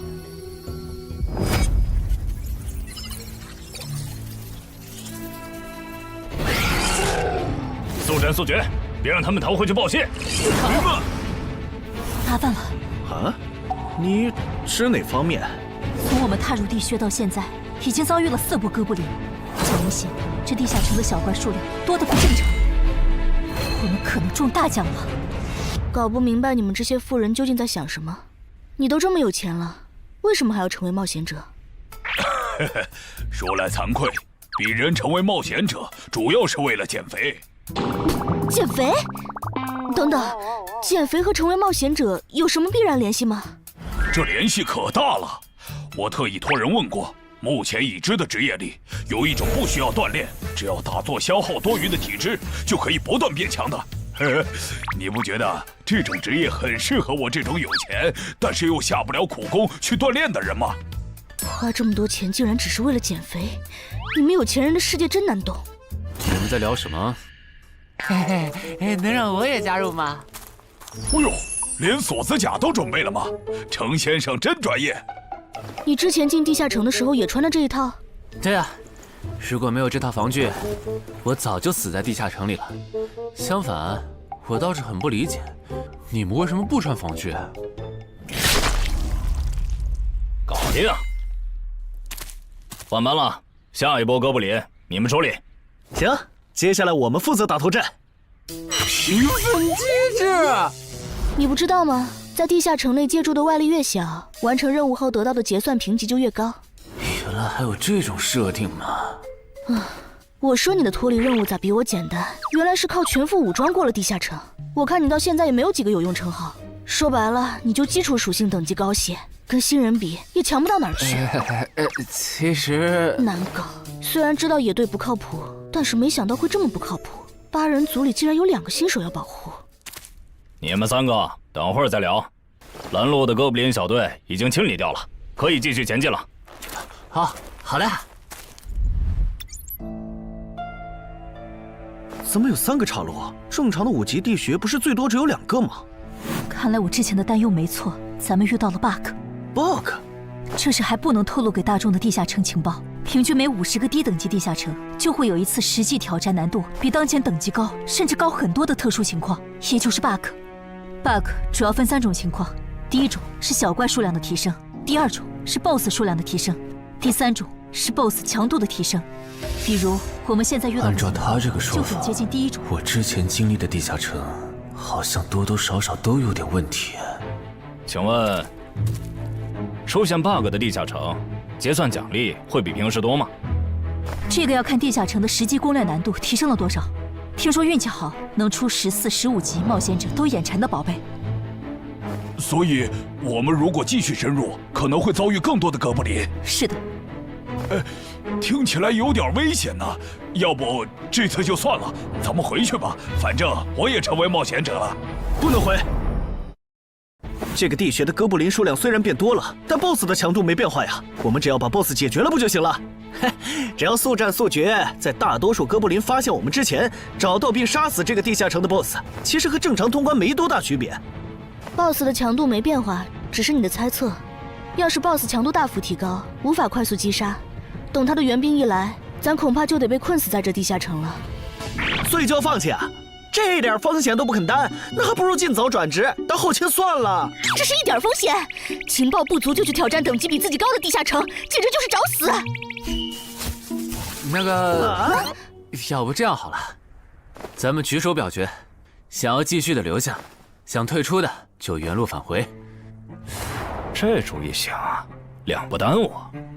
来去自如，这你满意了吧？现在开始举手表决，要留下的举手。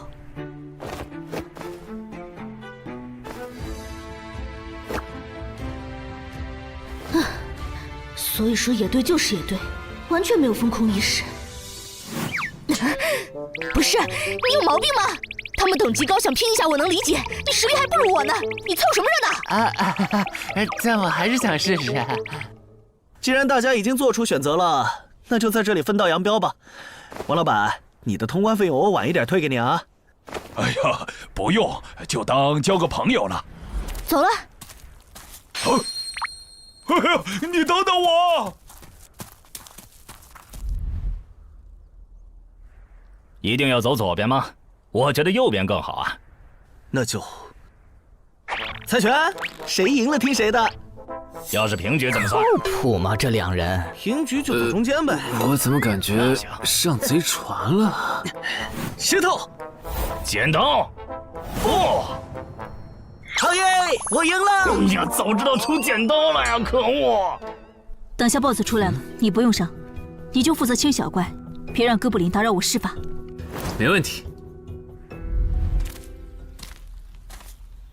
那个，你为什么那么不看好他们呀？这个地下城真的有那么危险吗？你怎么知道我不看好他们的？啊，我毕竟是做生意的嘛，基本的察言观色还是会的，所以，我选择退出主要是因为这个称号，它的效果是为佩戴者指出前方的危险。之前的地穴，我就靠它发现地穴深处有俩能要我命的家伙。我听了官方冒险者给的消息，我认为这个入门级地下城是少见的双 BOSS 地下城。一般单 BOSS 地下城要3到5个同等级冒险者才能打通，那双 BOSS 的话，咱们这点人肯定不行。你信不信？我要是跟他们把话说开了，明天情报商人那儿就会有我和我这称号的情报。为啥要我牺牲自己的利益去拦着他们作死？大家又不熟。再说了，作为临时队友，我在保证自己安全的情况下，都尽力劝他们了，不听那是他们的事。那你为什么肯和我说这些？你不用担心，我不会害你。你又不在冒险者这行混，没必要为点情报费招惹我这种有潜力的人。说出来也没啥。哦，这样啊。怎么了？不能再继续前进了，外面有更致命的危险。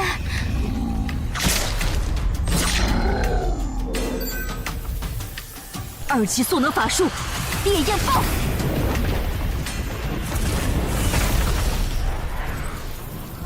原来林开战前套给我的元素护甲是干这个用的呀！不愧是官方冒险者，虽然同为5级，但他的称号、职业、技能和装备都已经毕业了，而且还是最难凑齐的一套法系职业。干得漂亮！换班，下一波哥布林你们来处理。好的。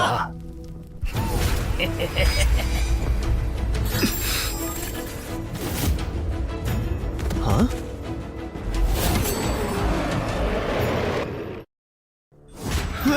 你们看，那是不是 BOSS 啊？怎么感觉有点不太一样啊？应该不是吧？这么矮，和哥布林勇士完全不沾边啊！等等，这是，大家小心，这确实是 BOSS， 只不过不是哥布林勇士，是哥布林萨满。与我冲！大家速战速决，在哥布林勇士出现以前结束战斗，不然我们就危险了。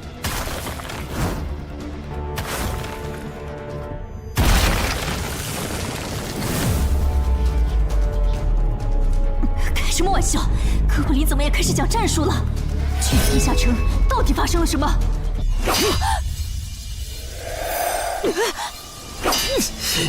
快走，我来会会这家伙。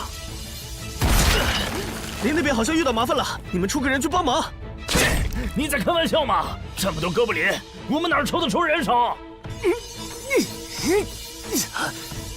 快去帮他们呀！这边我一个人能行。可是，走啊！你待在这儿，影响我发挥。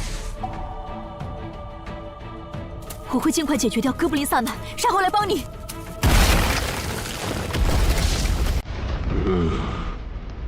可不，现在没人能打扰我们了。来。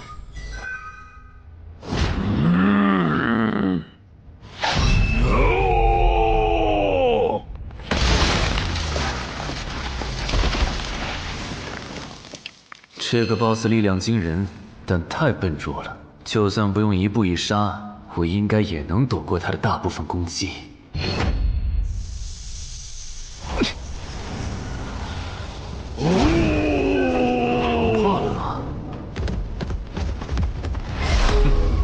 太简单了。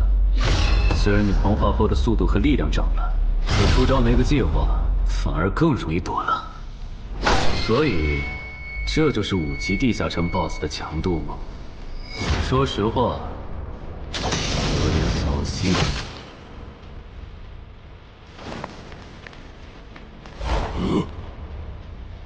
你这种程度，连当我的开胃前菜都不配。可不！连死战到底的勇气都没有吗？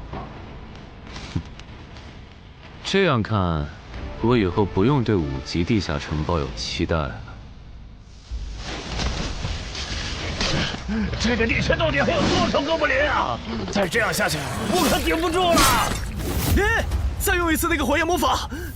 你以为我不想吗？这个哥布林萨满一直在用低级法术干扰我施法。等一下，通关任务怎么完成了？我的也是。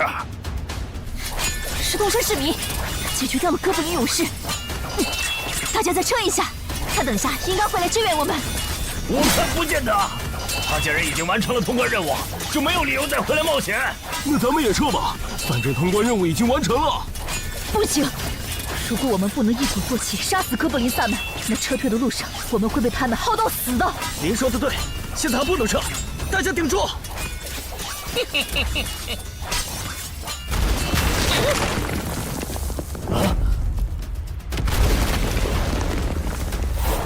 石洞山市民。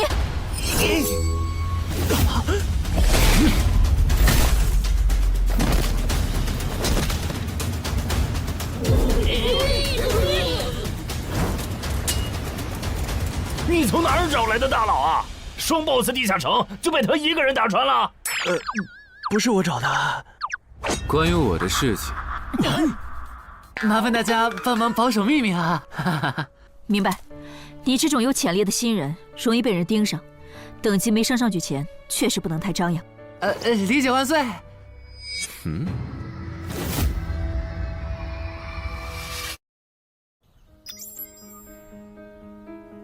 不能出去，外面有更致命的危险。啊，更致命的危险？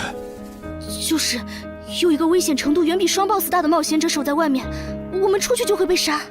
那怎么办？回去找其他人，说服他们一起抱团冲出去。你们竟然把2个 BOSS 都杀了！这俩可都是他一个人干掉的，我们都没出多少力。怎么是他？我之前明明用称号确认过，他威胁不到我。等等，你怎么知道这个地下城有2个 BOSS 的？难道你刚刚一直躲在我们身后偷看？那倒没有，在你们遇到 BOSS 以前，我们就已经走到出口了。之所以知道这个地下城里有2个 BOSS， 是因为我的这个称号，他能帮我找出前面对我有威胁的存在。我就是靠他才知道这地下城有2 BOSS 的。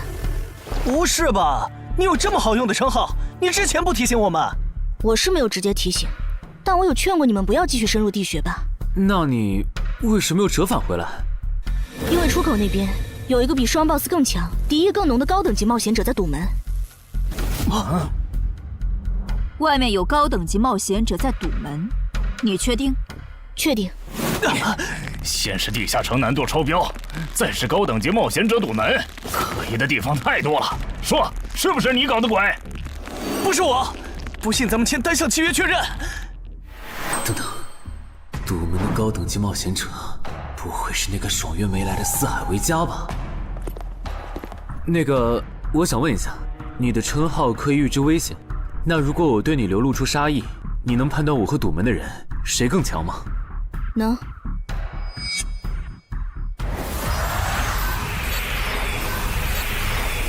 现在，我和外面的那个高等级冒险者，谁强？外面的要强一些。明白了。那摆在我们面前的，就只有一条路了。大家先去结算各自的脱离和通关任务，等提升完，咱们就去和出口的堵门者拼命。也只能这样了。早知道买这个地下城会出这么多事，我当时就不该手贱。事已至此，后悔也没用了。再说，咱们这么多人，未必打不过。这都多久了，怎么还没人出来？那个通关坟场的小子不会死里边了吧？你有没有兴趣？不好意思啊，我想再考虑一下。没想到第一次进入地下城，就让你遇到这种事，实在不好意思啊。结算出来了，这次没有掉入史诗级奇物，看来双 BOSS 的地下城难度也远不如坟场了。感觉下一个地下城可以跳过6级，直接尝试7级了。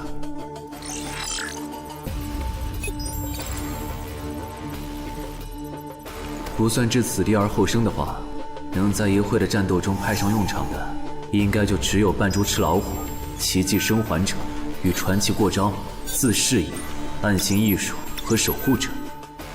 与传奇过招这技能比置死地而后生差点，能让我状态拉满，但要扣4力量、4敏捷、2感知。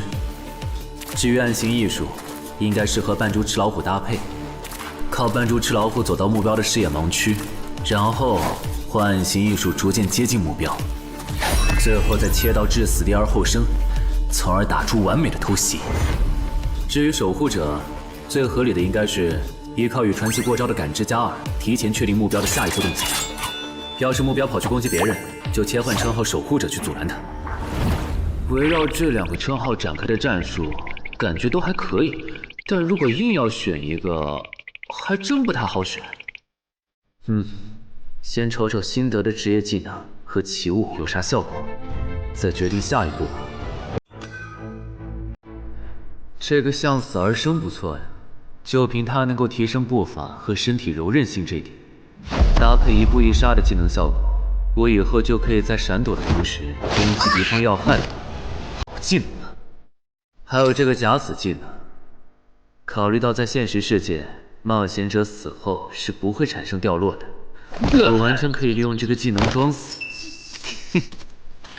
然后找机会偷袭反杀，兵不厌诈。只要那个堵门的不是脑子有毛病，非得跟尸体较劲，我就能狠狠地阴他一把。当然，这是万不得已的选择。要是可以的话，我肯定想光明正大的赢。哇，这次掉落的东西都很棒啊！骨笛、萨满旗帜和传承之书，以后去地下城就能有个哥布林跟班了。而且这个哥布林的秘药搭配上骨笛，运气好的话，能拉来一只哥布林勇士当打手。保险起见，我就不继续囤升级券了，先把战斗力拉到最高再说。我目前持有的奇物中，等级最高的就是这家伙了。把奇物升级券用在他身上，肯定是最优解。就这样，对传奇亡灵库罗德的头盔使用奇物升级券。只能升到史诗级。那算了，先用装备熔炼炉把这几个用不上的给熔炼了，看能出什么好东西，再决定奇物升级券用在哪儿。不是装备型的奇物不能熔炼吗？那我手里没用的装备，估计也熔不出啥好东西。没办法了，用奇物升级券提升被污染的名剑吧。使用奇物升级券。好酷的剑！头盔和武器确定了，那装备祈愿券就用在防具上吧，正好替换掉我买的锁子甲。厉害！这套铠甲穿起来比我之前用的锁子甲还轻便。东山市民，你那边完事了吗？差不多吧。你们整理完了吗？完事了，再给你们上一轮 buff， 就可以出发了。你的装备好酷啊！这些都是你在这个地那再下城等我一下，做的吗？我招个怪物随从。啊！喂，别无视我呀！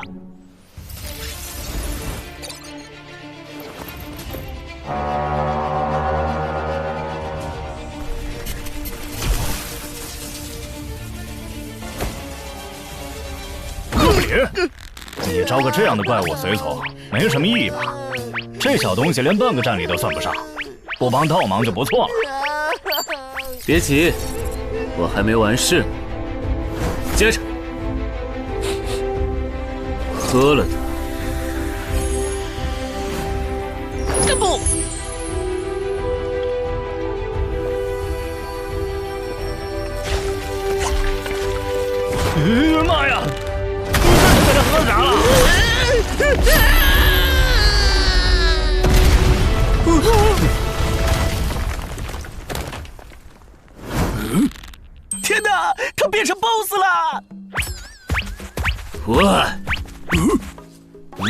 那边有适合你的衣服和兵器，自己拿吧。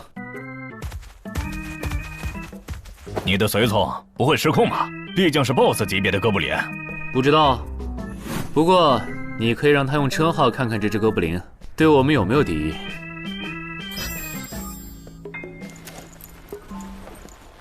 看了，他对我们没有恶意。那就好。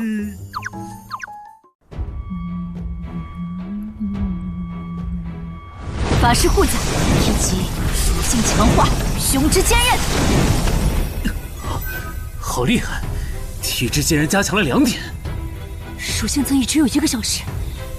法师护甲能给没穿护甲的地方加点防护，虽说比不上你身上这套的防护力，不过有总比没有强。我呢？好耶！你没事吧？没事，休息一会儿就好。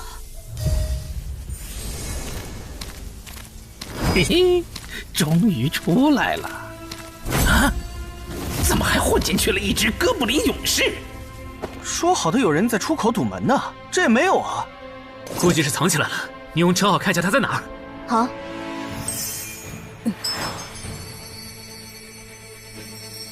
啊，找到了，他躲在1点钟方向最粗的那棵树后面，大家小心，他在入口前面放了很多捕兽夹，注意别踩到了。捕兽夹？哪里有捕兽夹？有探查类的称号吗？真是够讨厌的。原来是他，这么一来就全明白了。女妖之森刚通关，他不去那儿的黑市买通关物资，却来东山碰运气，肯定有猫腻。知道我在东山的没几个人，团队领袖跟我签了保密协议，肯定不是他。那个戴眼镜的护士也不太可能，所以是商里。还是徐茂？这个人好像有点眼熟啊！等等，你是高成勇？对方很有名吗？何止有名，他可是明广一带最臭名昭著的通缉犯。别看他只有7级，死在他手上的冒险者，光是已确认的就有上100号人了。他不光是想抢别人的通关掉落，还想刷出针对人类的称号，说不定现在已经刷出过量杀戮人类这个称号了。看来你很了解我吧？是协会的官方冒险者吗？果然，他已经刷出了那个称号。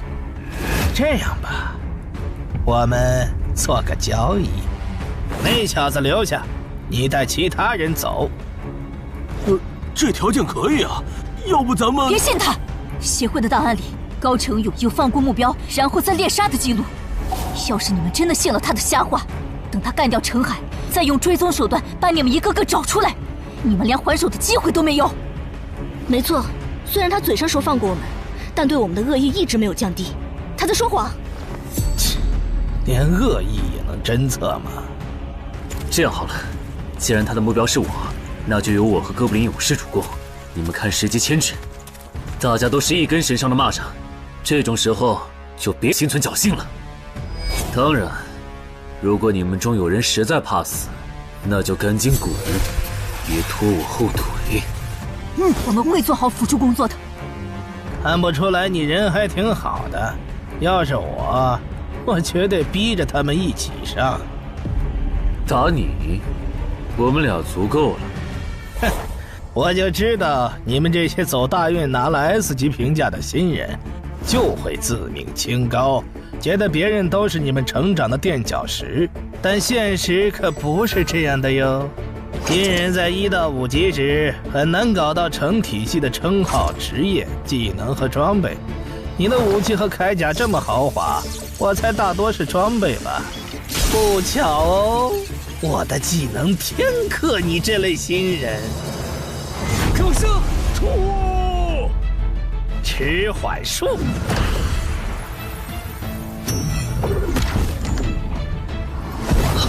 速度变慢了。这你慌，迟缓术可不只是速度变慢而已。遇到使用长镰这种冷门兵器的我，被上了迟缓术的我，也根本接不住你的招。你是这么想的吧？遗憾，如果你就只有这点东西的话，那很不幸的告诉你，今天你踢到铁板了。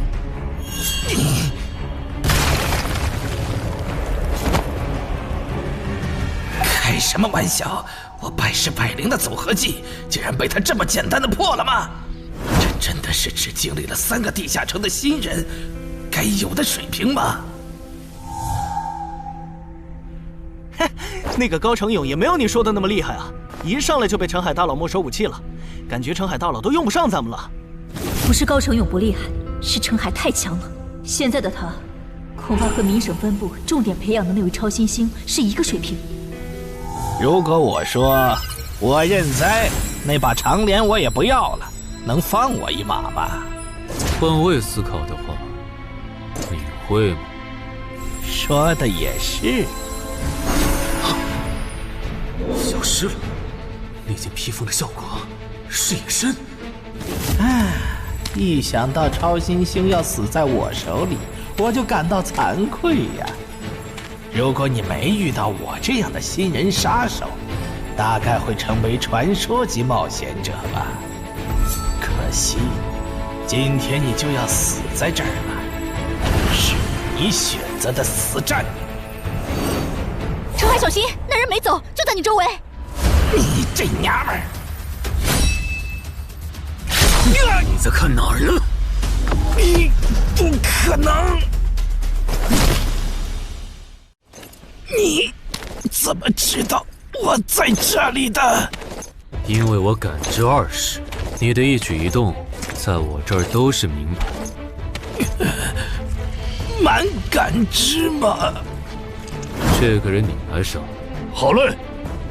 老天，真是不公平！我想问一下，3人冒险者如果要加入协会，录入个人信息大概要多久？工作日的话，半天。这么看来，就是云霄市协会泄露消息的。我申请加入东山的官方冒险者协会，不过我前天口头上答应要加入云霄市的，他们还没录入我的个人信息。现在换到东山，程序上合规吗？当然，我代表东山市冒险者协会欢迎你的加入。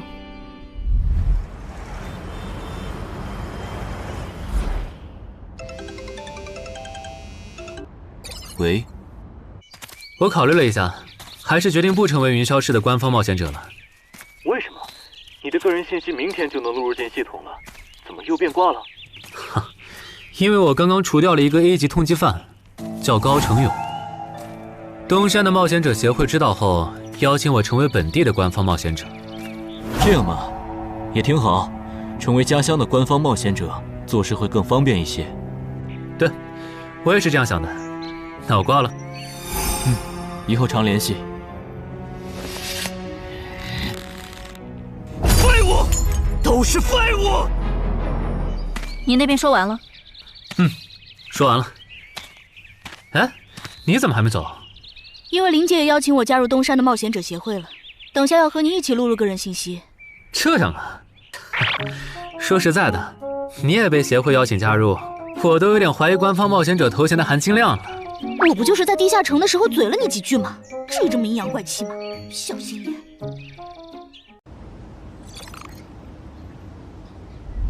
请关闭称号和职业技能，用你自己的力量对着他出拳。好。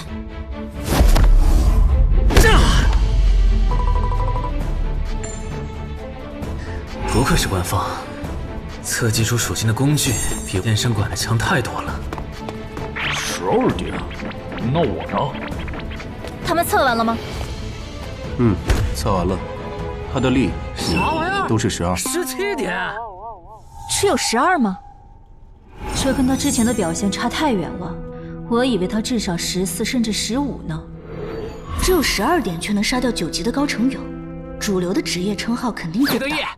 等我激活了职业和称号，再测一次，肯定压过你。澄海先生，你的个人信息已经录入了，这是你的证件。这么快？特事特办，你可是以1级之力打穿了双 BOSS 地下城，还单枪匹马完胜高成勇。另外，6到10级官方冒险者每年得通关2次协会指定的同级地下城，不然就得从攻略组调走去情报或资源采集组，把时间花在身体塑造和实战训练上。半年通关1个地下城就行。没问题。还有就是，总部时不时会有借调任务，借调时你表现出色就有奖励，奖励能换协会里的称号线索、转职证书和奇物。不过一般只有9级以上的冒险者才会被借调，你暂时不用考虑这些。有一个问题。你说。称号线索是什么？称号线索是总结好的称号获得办法，你回去用证件 UID 登内网，看看协会称号图鉴里有没有你喜欢的。要是手里有没用的奇物或图鉴里没有的称号线索，就卖给协会，换自己想要的东西。了解。对了，你打算什么时候遣散你的随从？啊？不能在这边养吗？我这只哥布林骨笛是随机召唤哥布林啊，送回去的话，下次召来的可能就不是这只了，那我不就亏了一瓶秘药吗？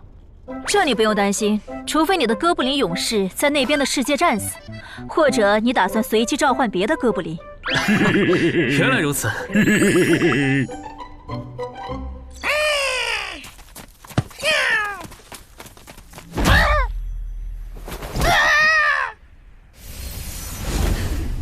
跟我来吧，我带你们去认识一下同事们。好。大佬好，我叫梁家坤，是东山这边的冒险者候补，目前的利米分别是。哎，你别每次见到厉害点的冒险者，都跟报菜名似的，把自己的利米数值甩出来啊，这样很得罪人的。哎，有什么关系嘛？我的数值总不可能比澄海大佬的还高吧？不，你的就是比他高。你是东山这边的入口管理者？在东山专家级地下城没打通前，干不了入口管理者的活。好，所以入口管理者另有其人是吧？那他没来是因为在攻略东山这边的专家级地下城？那倒没有，他没来是因为在处理昨天突然涌入东山的通缉犯。据说好像是因为东山市出现了坟场的通关者，那些人都是奔着他来的。这样吗？坟场那个老手坟墓啊，哟，那可是出了名的 bug 级地下城，能产出奇物升级券。啊！你们这样看我干什么？我说错话了吗？你还没意识到吗？意识到什么？那个，我就是坟场的通关者。什么？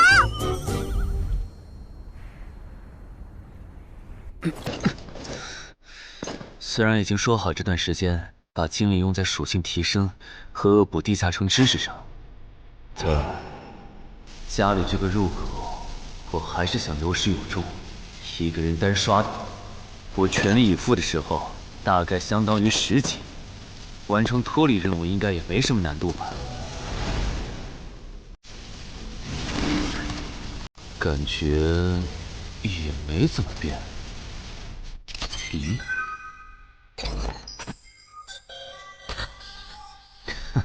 原来冒险者面板还能升级吗？那是不是等11到16级的时候，我的面板还会有变化？怎么感觉升到6级后的限制反而变多了？等升到11级，不会还来一些新的限制吧？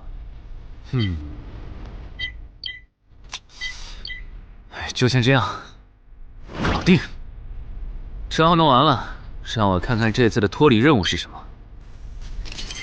脱离任务从单选变成2选1了，这对不打算通关的冒险者来说倒是个好消息。不过，豺狼人，原来这片森林除了鱼人以外，还有别的怪物吗？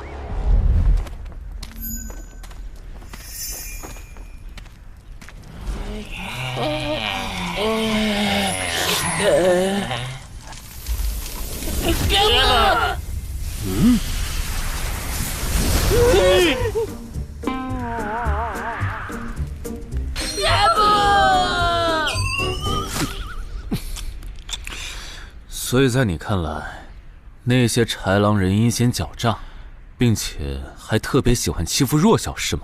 没错没错，就是这样。这不就一群森林恶霸吗？嘿嘿，答对了。那这一次就不做和豺狼人有关的轮换任务了，先找到潮汐鱼人的孵化池，然后试试能不能通关。好了，我要问的问完了，你可以回去了。什么？我不要！你不想回去？是的。好吧，你留下来也行。好耶，好耶！但我先说好，这个地下城的挑战等级是7级，你悠着点。放心吧，我很强的。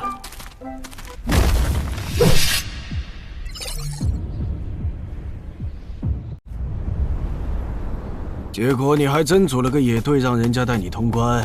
嘿，还是5级的地下城，你这胆子够大的。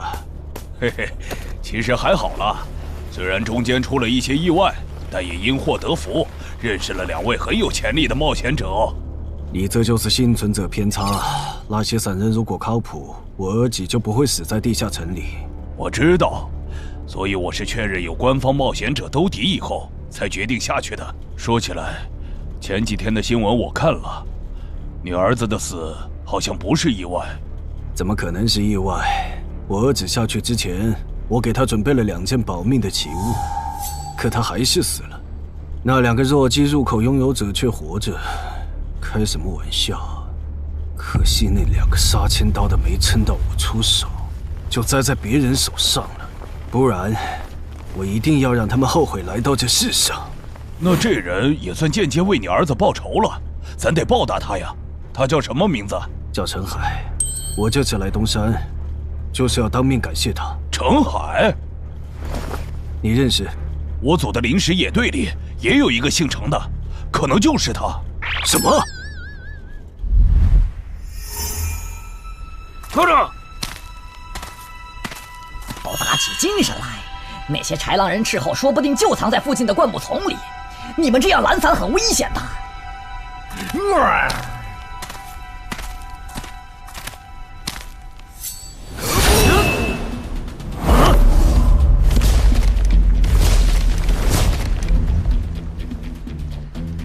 话说，你会说他们的语言吗？当然，需要我帮忙翻译吗？先不，我有一个能在这种场合上派上用场的奇物，如果它不好用，我再找你。你们的孵化池在哪？告诉我，我可以留你们一。你以为我会出卖我的族群吗？绿皮傻大个的小跟班儿！